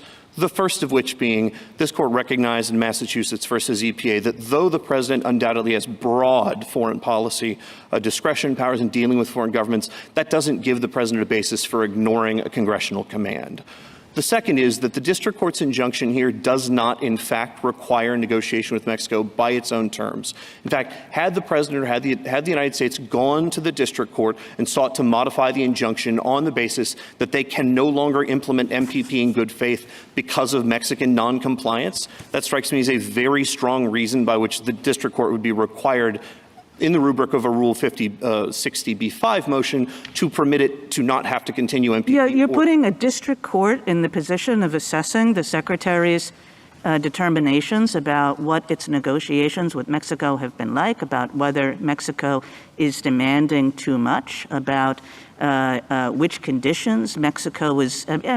How can a district court do that? Certainly not, Your Honor. Certainly not. The district court would not be able to sort of superman over the negotiations with Mexico. It only has to continue implementing MPP in good faith. And if it turns out in good faith because of Mexican non-consent or obstruction, the amount is none, then that's all the injunction requires in the first place. But somehow the secretary has to walk in and convince a district court that Mexico's conditions are too stringent and it can no longer implement MPP, or it can only implement it with, to a certain extent, and that's a daily obligation on the part of the secretary to walk into district court and say, what Mexico is asking, what the U.S. government is willing to give, et cetera, et cetera. Certainly not a daily obligation, Your Honor. I can only imagine the secretary having to do anything like that if we sought to enforce the permanent injunction. But I think the question is the same question that I have. Think of this court. And this court is basically being asked, the only question I saw relevant here is, what about the Mexico program? And you have a procedural argument and you have a substantive argument. Okay, let's look at the presumptive argument. Remember, isn't this true? One, there are cases written by, if not me, at least by people I knew in this court, which said where Congress and the president want something, the political branches have greater than ordinary responsibility for determining immigration policy. And here, Congress has not appropriated the detention money. 2, opinions written by people I actually didn't know, like John Marshall, have said that where Congress, where foreign affairs is involved, you can be as specific as Justice Kagan said or not, but foreign affairs is involved. And judges, this is above your pay grade, okay? Stay out of it as much as you can. And 3, they use the word may. And 4, there is no indication. This has been in existence for years past at different times, and there is no indication that Congress tied that may, which is in section C, to the detention, which is in detention A. You have created a very good argument, but Congress nowhere has said anything like that. To the contrary, they didn't pass the money. So, 1, Congress. 2, foreign. 3, may. 4, at different times with no connection. And you heard their policy arguments. Now, you may disagree with their policy arguments, but it's pretty hard to say those policy arguments are beyond the pale created by 1, 2, 3, and 4. Well, what's your response? I'm making an argument, but what's your response? Respectfully, I may need help keeping all 4 questions straight in my head so far. Well, 1 was foreign affairs, 2 is immigration, 3 is the fact they use the word may, and 4 is the fact that, it passed at different times and no evidence of any connection in Congress between C and A. The Congress and foreign affairs piece, I think I can address simultaneously. First of all, again, as I just said to Justice Kagan, nothing about this injunction actually requires negotiation with a foreign power, but in the extent that to some extent this court thought that it did, of course, the foreign affairs power is shared between Congress. I'm sorry, I have to stop you there, General, and you can get the other 4 questions. But what do you mean it doesn't require negotiation with the foreign power? What are we supposed to do? Just drive truckloads of people into Mexico and leave them without negotiating with Mexico? First of all, MPP has to be continued in good faith, and to the extent that Mexico does not consent or otherwise obstructs. Again, I think that would be an excellent reason for the government to go back to the district court and seek relief from the injunction. Second, the particular authority on which MPP relies, B2C, was passed in 1996, where Congress was very well aware of the country through which most inadmissible aliens arriving on land proceed, and Congress did not see fit to require the consent of a foreign country before giving this as a supplemental tool to the United States to discharge its mandatory B2A options. If that has foreign policy consequences, that's a function of the fact that Congress has foreign policy decisions it makes as well. Congress made one of them through B2C, and all we've asked a district court to do is to prevent the United States from increasing its number of 1225 B2A violations. So to the extent that there's a foreign policy implication, at most, it comes from the fact that Congress, well aware of the fact that we'd be dealing essentially with Mexico here, made a decision regarding B2C, and then directed the president, you must do this, except unless you do this. Well, that's a good segue into Justice Breyer's may question, because actually, Congress just said may. Congress, aware that Mexico is a sovereign nation, did not think it appropriate to say you must ship people back to Mexico. It understood that there was going to have to be discretion and significant foreign policy considerations involved in that choice. To speak as to the shall and may components, it's not that B2C ever stops being a may. It's that when the only choice the United States has is either to exercise B2C, assuming it can do so lawfully, or to violate the law, petitioners are not free simply to violate the law. That is a bedrock of their take-care obligations. And if they can lawfully exercise their authority under B2C, they must do so as to not violate 1225 B2A. Now, there might be premise. I'm sorry. Keep going. Sorry. I was just going to say there might be a limited circumstance under a specific case where some other mandatory federal law prevents the exercise in that condition, but those would be edge cases.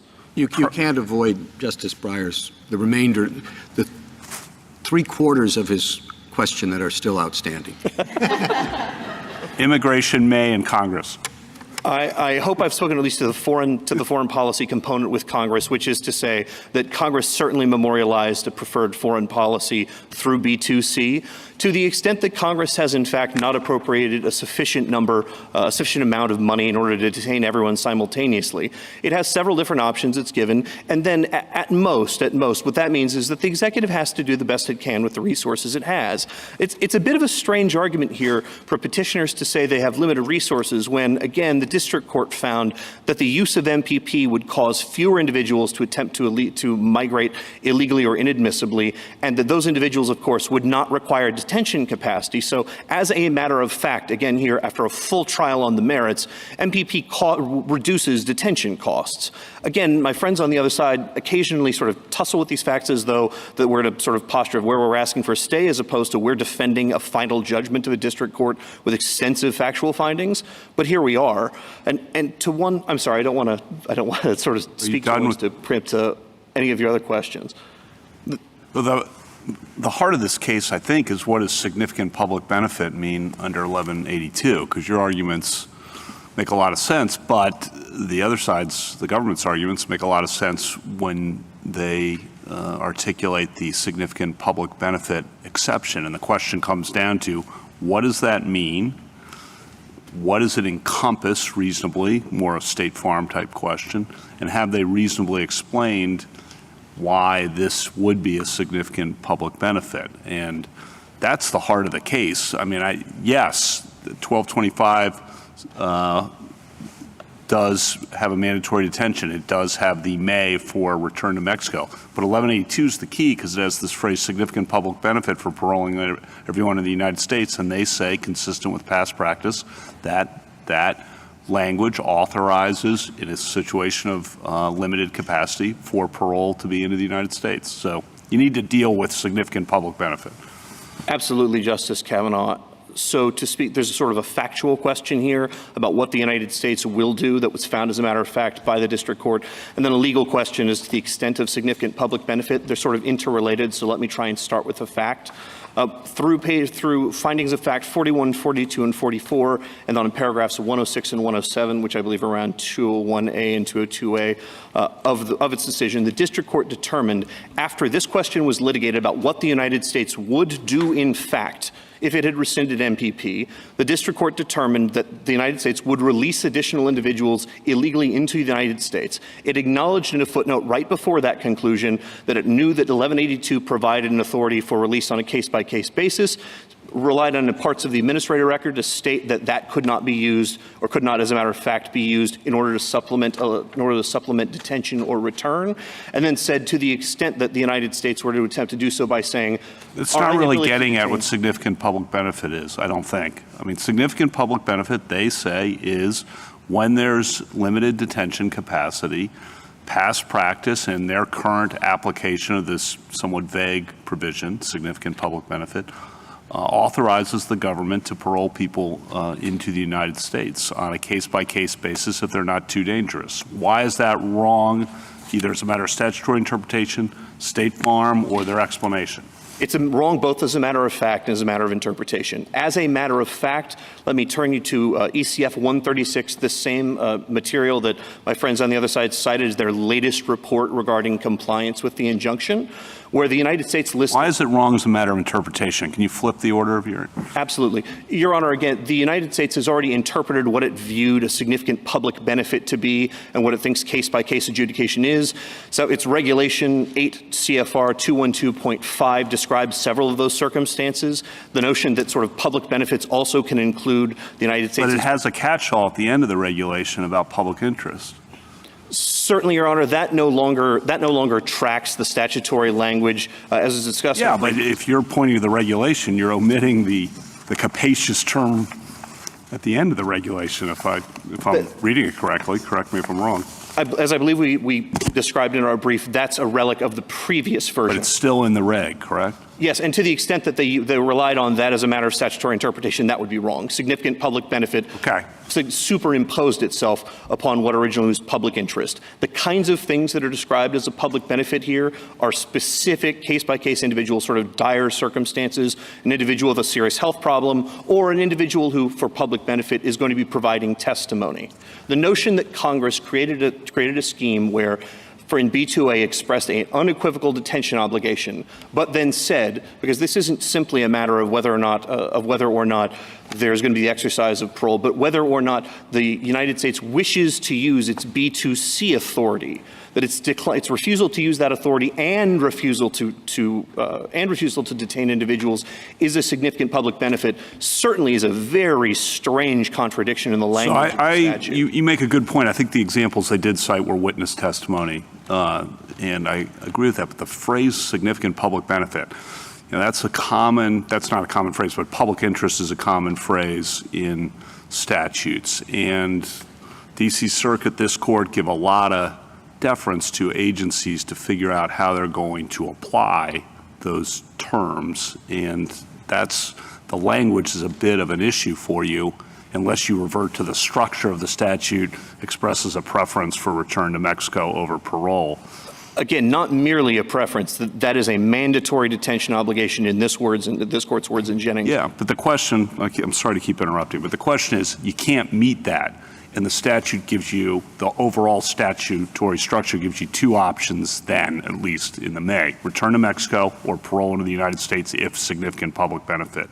And the question is, why can't an administration say significant public benefit is triggered in this situation? I had 2 points, Your Honor. The first were the statutory points and the relationship between 1182 as a way of satisfying B2A and B2C sort of dual requirement. The other part is a matter of fact based on the submission that the petitioners offered to the district court after, and this is under their captions, they list about 120,000 individuals that they categorize as under 1225 B2, so they're certainly 1225 individuals.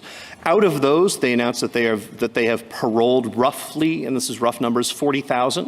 Of those, they've said they paroled on a case-by-case basis or for significant public benefit about 6,000. And so the actual practice right now certainly doesn't map on to what petitioners are describing. I might also call attention to in that document, the United States flatly admits that it is releasing on their own recognizance something on the order of 31,000 aliens who would be subject to 1225D.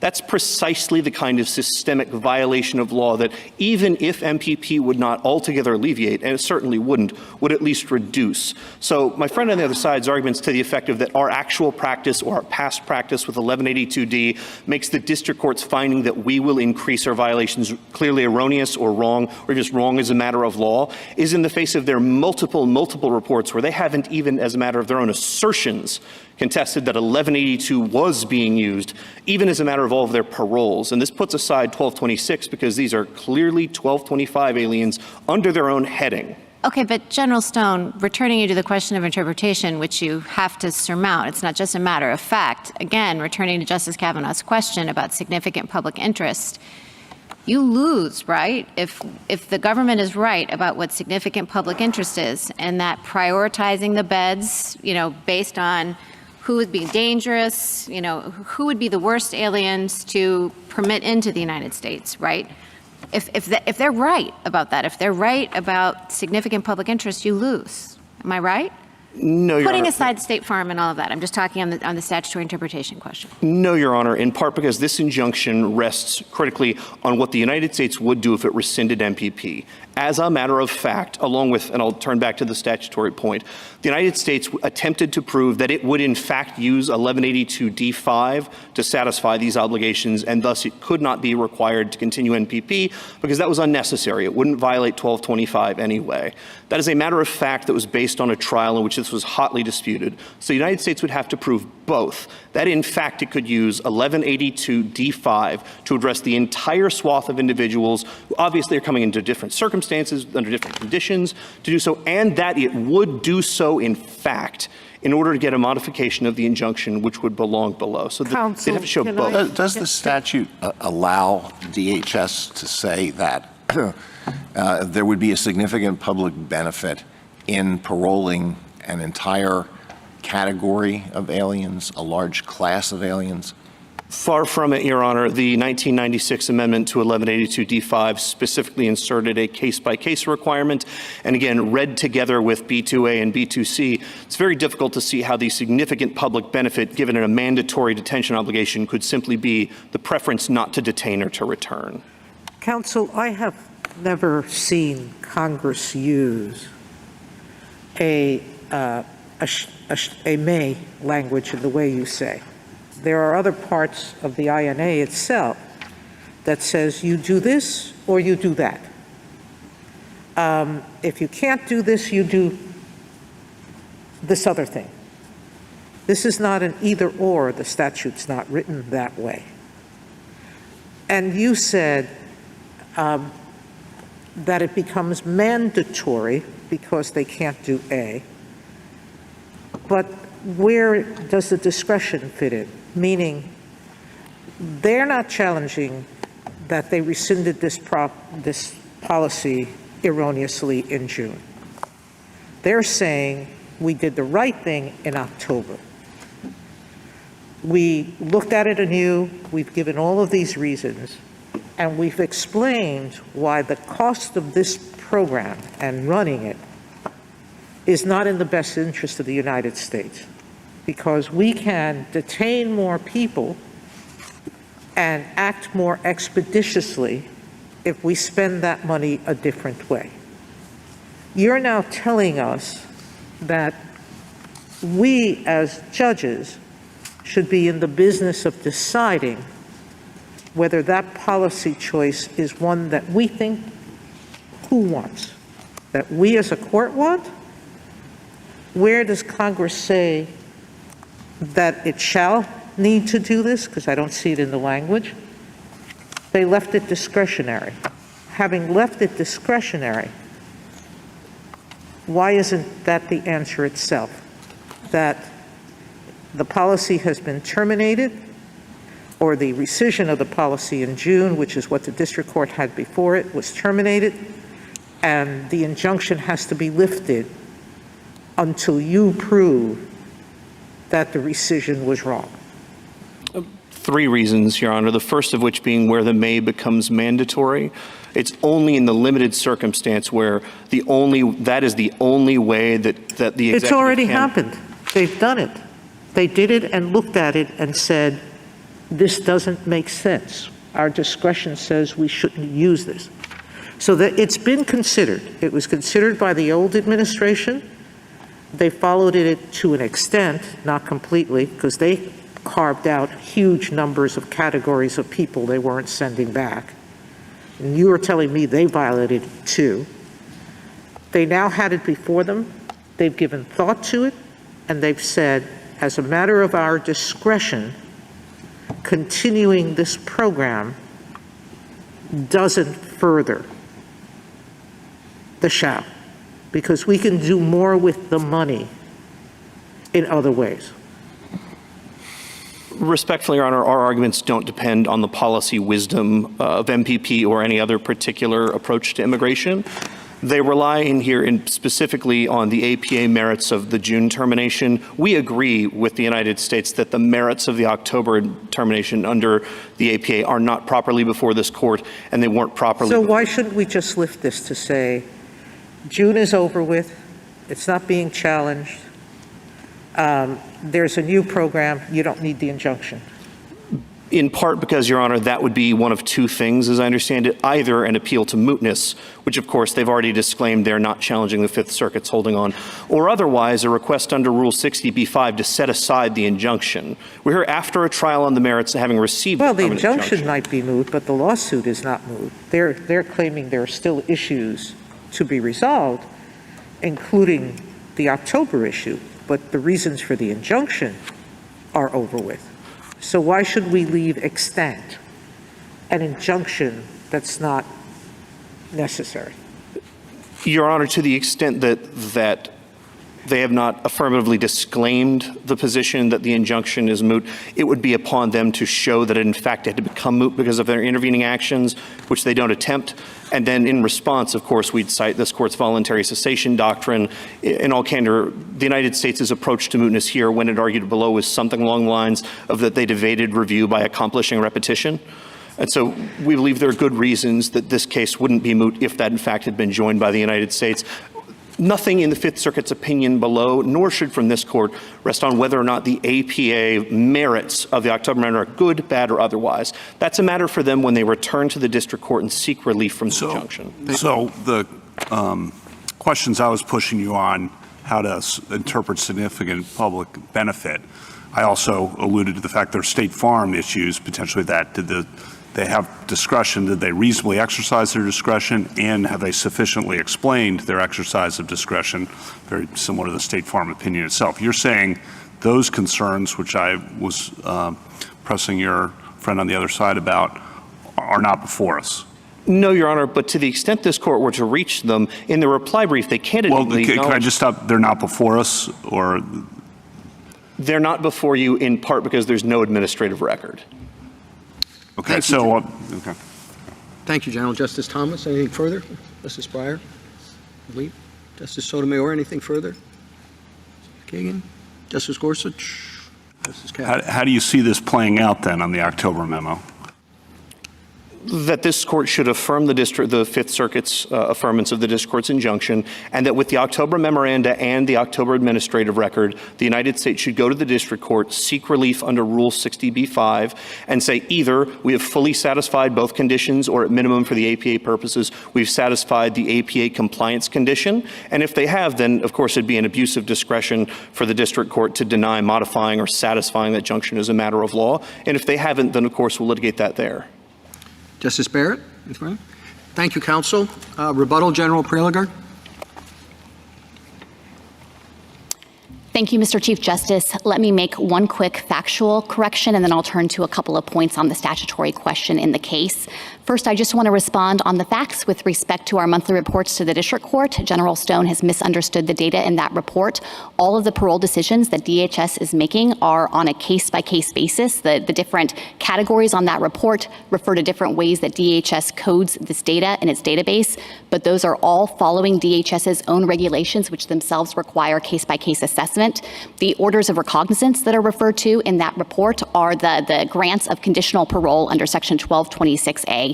Texas hasn't even challenged our reliance on 1226A in this case. Turning to the statutory issue, my friend conceded to Justice Thomas that MPP itself was unlawful. He's conceded that on his interpretation, every presidential administration has been openly violating the INA. I think that that is incredibly powerful and persuasive evidence that that interpretation is incorrect.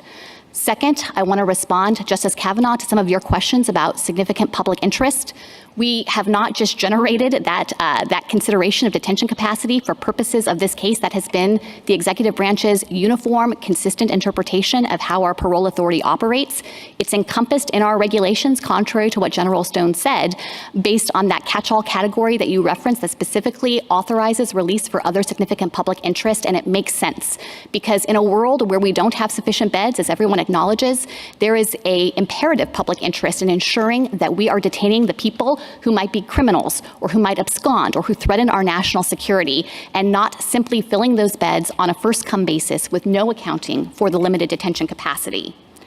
Finally, I'd like to leave the court with a few concluding thoughts on the extraordinary nature of the district court's injunction in this case, and particularly with respect to its effects on foreign relations. As I've explained, the executive cannot implement MPP unilaterally. General Stone is simply wrong about that. Mexico has its own sovereignty here, and we are sending individuals onto its territory.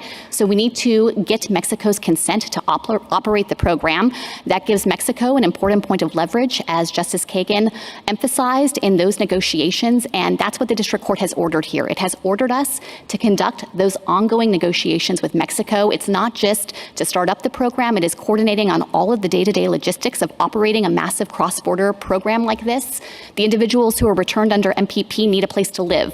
They need work authorization. They need access to counsel. They need to be protected against predatory violence from gangs and cartels. We need to coordinate on the logistics of transferring them back and forth across the border into the United States for their immigration immigration hearings, and then back to Mexico to continue to await the results of those proceedings. And in all of that, we have to have ongoing logistical negotiations with Mexico. The State Department has told me that it has a weekly call with the Department of State, the Department of Homeland Security, and their counterparts in the government of Mexico to talk about regional migration and negotiate with respect to all of these logistical details.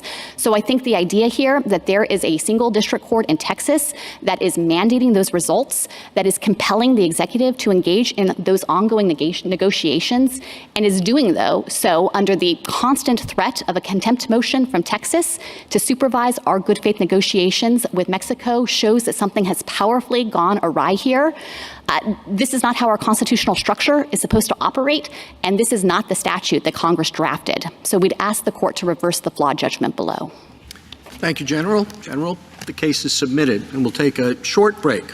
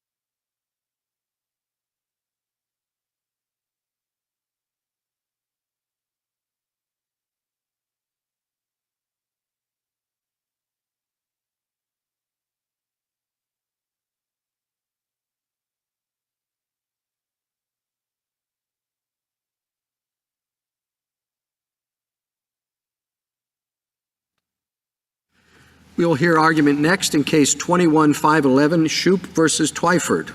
General Flowers. Thank you, Mr. Chief Justice, and may it please the Court.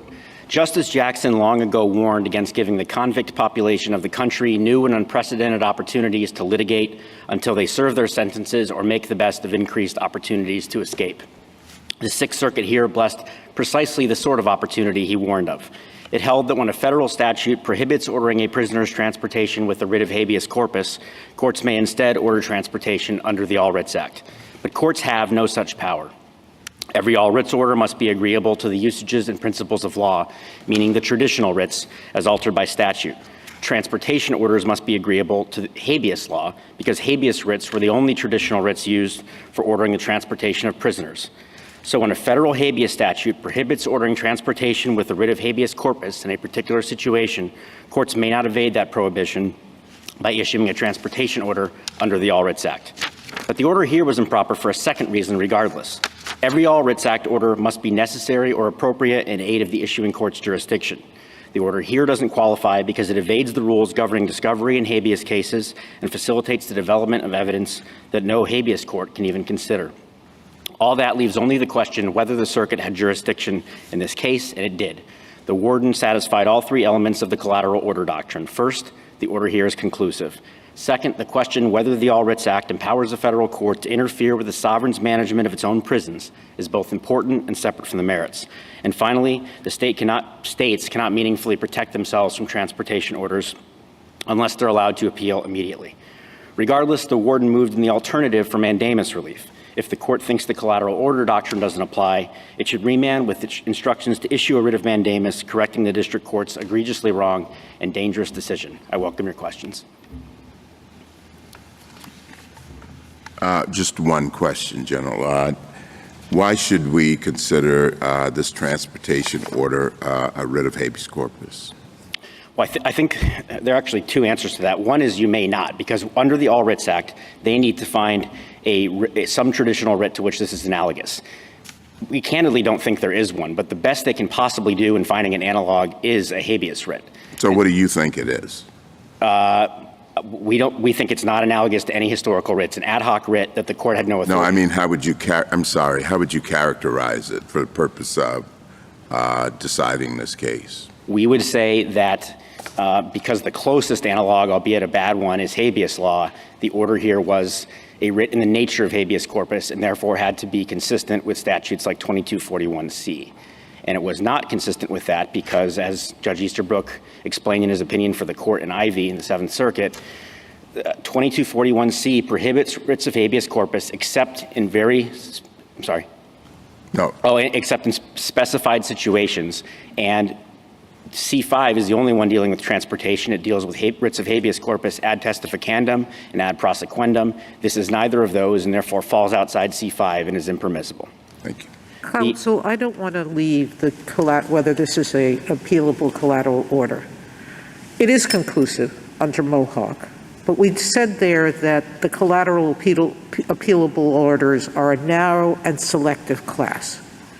They have to be final. They can't be reviewed on appeal. But if the district court ultimately grants respondent's habeas petition, you can challenge the medical transport order and any evidence that it produces on appeal.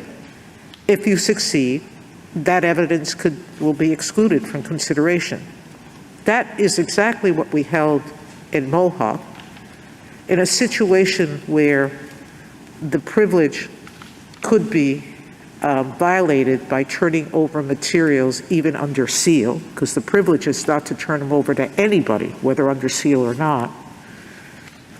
The third, and I think this is your important point, is that somehow you have some greater interest that this is an important question separate from the merits because state sovereignty is at issue. You're expending money in transporting this prisoner. But I understand that you're transporting him to a hospital that's regularly used by the prison to treat prisoners. You could put him on a bus that's going to that prison with other prisoners, so there's no extra money in the transport. The inmate's test is going to be paid by defense counsel, not by the state. But more importantly, there are all sorts of discovery orders that require expenditure by the state, including deposing your experts. You have to pay for those experts to be deposed, including sometimes doing searches of your own records and organizing them. That accounts for vast expenditures. And we don't let any of those orders be reviewable. So I don't know how this fits into the Mohonk exception. Let me try to take that in 3 steps. The first thing I want to emphasize, I'll start sort of in reverse order. With the separate from the merits prong, if this court determines that the inquiry is not separate from the merits, then it has announced the standard, and at that point it could also reach the issue under a mandamus framework. But I'll put that aside for the moment. That is an interesting question, because it is tied up with the merits. If the court has power, the question is what limits, if any, are in that power, correct? So that's a merits question. No, because if we're correct under the All Writs Act, courts have no authority to issue transportation orders. But it does, but the merits still have to be addressed one way or another. No, we so don't. It's not separate from the merits. Respectfully, Your Honor, no, you'll never reach the merits of the underlying claims, because the only question would be whether the court had the power under the All Writs Act to do this, and the answer will always be no. I do want to emphasize every single circuit to have ever considered this has said the collateral order doctrine applies. With respect to the injury, we're not worried about... Many have had said privilege was, so we can't go by what their practice is. We have to go by what Mohonk said. I understand, though Osborne, which was the last case in 2007 to...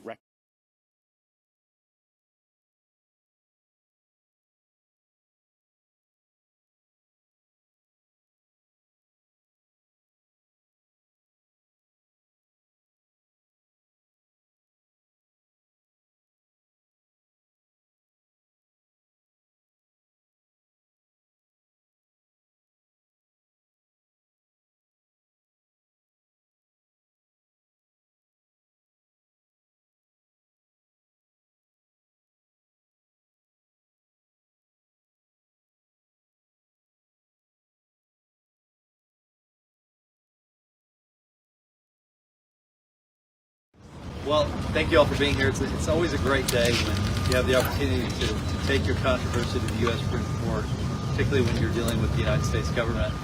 I want to thank particularly Eric Schmidt, wherever he is, not hard to find, the Attorney General of Missouri for co-leading this case. We couldn't have done it without him. He's done an amazing job. He's doing an amazing job as Attorney General. In a few minutes you'll hear from him. And of course, I also want to thank our Solicitor General, Judge Stone, who did a really amazing job today, and we're going to give him a chance to say something as well. You know, this is a really important case. It's an important case not just because it deals with immigration that affects my state every day, and in my opinion, we've all become border states because of the transportation from the cartels to Border Patrol and then into the country. We're all border states. It affects all of us. And the consequences of this loophole of asylum where everybody knows and they're trained to show up at the border and actually turn themselves in for Border Patrol. They're not running from Border Patrol, they're turning themselves in, because that's how it works now. Cartels deliver, the Biden administration transports them, and we're arguing that the Biden administration, just like the rest of us, have to follow federal law. They either have to detain them or send them back to their country of origin. It's a very simple argument that Judd made so well today. I really trust that we did the best we could today, and I really believe that we're going to get a good result from this. And hopefully we can begin to protect the American people from the consequences of this huge loophole that everyone knows is a loophole that has dramatic consequences for the safety of our country, from the importation of drugs to the importation of other crime. So thank you all very much, and now I'd like to have Eric Schmidt, the Attorney General of Missouri, say a few words, and then we'll have Judge Stone step up and say a few words. I want to thank Ken and his whole team. They do a great job, and John Sauer, my solicitor, also for the work that they've done in conjunction here with Texas. Every state is a border state, and I view Missouri as a proxy for all the other states that are impacted by the crisis we have at the border, a man-made crisis created by Joe Biden, who reflexively, on day one, tried to undo all of the successes under President Trump. And we had a secure border. And the micro-protection protocols and the Remain in Mexico policy was a big part of that. So was, by the way, Title 42, which is another issue that we got a positive result of the district court on yesterday. But today, this is a central question about the rule of law and about border security. And the Biden administration's level of lawlessness and how they've handled these issues is staggering. And that's why we've been victorious before at the lower court, why we're back here today. The Supreme Court obviously issued that injunction months ago. Now we're back here on the merits. We're very hopeful for a positive decision and result here. Because ultimately, the fentanyl, the human trafficking, the drug trafficking, it doesn't stop in El Paso. It doesn't stop in McAllen. It ends up in Kansas City, and in St. Louis, and Columbia, and in Columbus, Ohio, and in Denver, and all points across this United States. So this case, as we're talking about an open border policy, is central to getting control of our southern border. And so I want to thank again Ken and his team and Missouri and Texas really working together on a number of different fronts here, not just for those states that are on the border, but for all the other states in this country who have effectively become border states. Thank you. One other quick note, I wanted to thank Indiana. Todd Ricchetti, the Attorney General there, led a coalition of other, I think it was 19 states total, behind Missouri and Texas on this issue. And I wanted to thank him for his good work supporting our work. And it does go to show that this is an issue that doesn't just affect border states, it's affecting the entire country. And now I want Judge Stone to give just a few words on his impressions of being in front of the court today. Judge? Having already given about an hour's worth of words, I'll try and keep this brief. I'm very grateful to Generals Paxton and Schmidt, to my counterpart, John Sauer, Solicitor General of Missouri, for the opportunity to represent the states in this case. This represents another lawsuit by the state of Texas, thanks to the leadership of General Paxton, in this case also General Schmidt, reflecting a common theme, which is, though the Biden administration may have viewed itself as elected to pursue a variety of substantive priorities to the administration, they nonetheless have to comply both with substantive immigration law as well as the Administrative Procedure Act's procedures for actually enacting the policies that they'd like. This administration, as district and appellate courts have found repeatedly, is all too cavalier about the ways by which it engages in executive action, and it's all credit to Generals Paxton and Schmidt. They devoted the resources, the attorneys, to be able to prosecute as many of these cases as possible, because there's a number of different things the administration does. There are many different priorities in the world that an attorney general has to choose among, and it's because of their leadership that we've had the opportunity to argue this case today. So thank you very much. So now you have questions. I would encourage you to direct all the easy questions to me and all the hard questions to General Schmidt. So any questions about today? Yes. Okay. It seems to be unclear what the Biden administration's stated mission is behind lifting Title 42 and also the Remain in Mexico policy. What do you believe is the real motivation behind the administration's actions to just let illegals in? Yeah, and as you said, they don't seem to have a stated mission, so we can only surmise what the consequences are. And I think they want to get as many people here, and they've advertised it to the cartels. Cartels have a tacit agreement with the Biden administration. We'll get as many people there to the border as possible. We'll deliver them to you, to federal agents, and then we will transport them around the country, presumably to vote someday, to give amnesty to. And look, that's not the right answer. I don't know what the right answer is. Yeah, and let me address that too. I think it's obvious at this point. This administration is trying to pack the United States Supreme Court. They're trying to add states to the union. They're trying to federalize our elections, and they have an open border policy. This administration now is trying to fundamentally change this country forever. And they know a reckoning is coming in November, and they're doing everything they can before November to do that. That's the truth. Attorney General Schmidt, specifically of Missouri, I'm with Kansas City Star. How is this affecting the day-to-day lives of Missourians? Why you mentioned that everybody's a border state. What does that mean specifically? So overdose deaths now are the #1 cause of deaths for adults 18 to 45. The amount of fentanyl that's coming across the border, the drug cartels are running the show. They're in charge. I've been down to the border twice. They control not just the border, but zones of influence in the interior of the United States. So the amount of drug trafficking. We were down at the border, a law enforcement official indicated there was $100 million a week in human smuggling happening. Missouri's taking the lead on taking on human trafficking. We led a multi-state raid just a few months ago that was one of the biggest in the history of the country. We've seen an increase in human trafficking. And so the level of lawlessness that's taking place because the cartels are running the border affects everybody, including Missouri. Yeah, but so you seem to be conflating kind of, the drug problem that's going on at the border with the immigration problem that's going on at the border. How are you kind of relating those two in terms of Because the cartels are controlling the border. Isn't that also a people issue? Like, human trafficking. People as well. Well, I would also argue too that there's a tax burden on Missouri citizens that's increased because of the level of human trafficking too. So there's a financial burden, there's a crime burden, there's a human toll. And by the way, there's nothing compassionate about this policy. you're trying to actually argue on behalf of Biden. There's nothing compassionate about these cartels taking hostage, in many instances, people in Mexico seeking asylum. Okay, so the reality is, what we have now is the Biden administration. You're released. What they want to have happen is to be released into the interior of the United States. That's the financial motive for the cartels to get them across. If Mexico is the waiting room, you take away that financial incentive for the cartels. So it's a very big issue. And I'm going to add to the answer, which is when these Border Patrol agents are doing logistics, which clearly they're doing logistics now, they're having to manage hundreds of thousands of people crossing the border every month, and we don't have enough. So the invitation is greater than the capacity. The Biden administration has an open invitation to as many people as the cartels can bring, and the cartels are bringing more than the Biden administration can handle. What that means is those border agents are not protecting the border the way they would against the importation of drugs, which is why we have such a high number of people dying from overdoses. It's up 30%. It is directly related to what's going on at the border.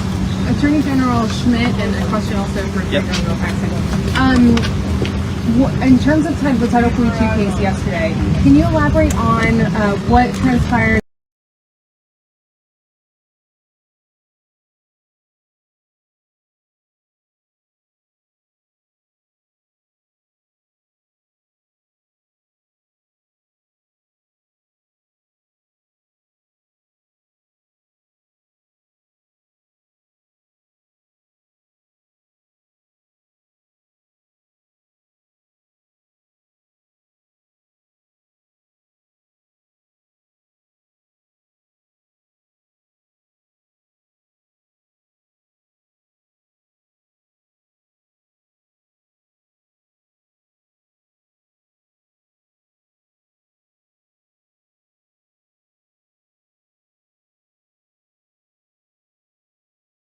Title 42.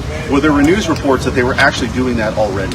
So that's why we obtained the TRO. It's very important. It's a big win, I think, for border security and the rule of law, and we'll be back in court on May 13th. Question for both of you guys. So let me answer that question first. So one is dealing with the federal government. This case was dealing with the federal government. Their obligation to either detain before the hearing or to deport. We have our hands tied. Our governors have their hands tied. I don't think it should be that way. We have this case, Arizona v. U.S., that gives the government most of the authority for dealing with the border crisis and for dealing with border security.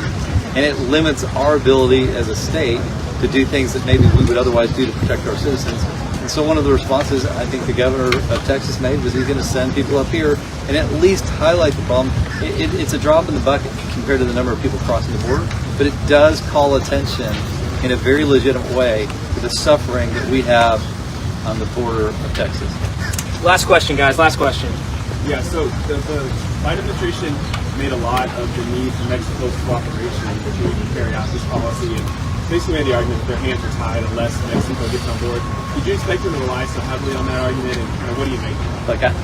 I'm not surprised. On the other hand, we know that the Trump administration successfully implemented this program. The numbers dropped dramatically, just like we'd expect that they would. The Biden administration made no attempt to do that. They just said, cartels, we don't want to enforce. It's open. The border's open. Bring as many people as you can get here. So, I wonder, will they ever actually try to implement the law? Even if we get a ruling from here, you make their argument. We can't get them to do it. The reality is, we know if they're motivated, if they actually care about the American people, they can work out something with Mexico. There's a lot that we have in common with Mexico. There's a lot of interest together that we need to work on, and this is one of those issues. And I would just add real quickly to piggyback off of that too, that because of that lawsuit and the victory we had at the lower court, you've clearly seen the Biden administration drag their feet. But because of that, that's the reason why you have transparency now in the numbers. Because part of that order that we obtained initially was to actually for them to be transparent. They probably wouldn't be very clear about the number of people that are actually coming across, but for our actions. So it's been very important on a number of different levels. Thanks, Thank you. Thank you very much. Thank you.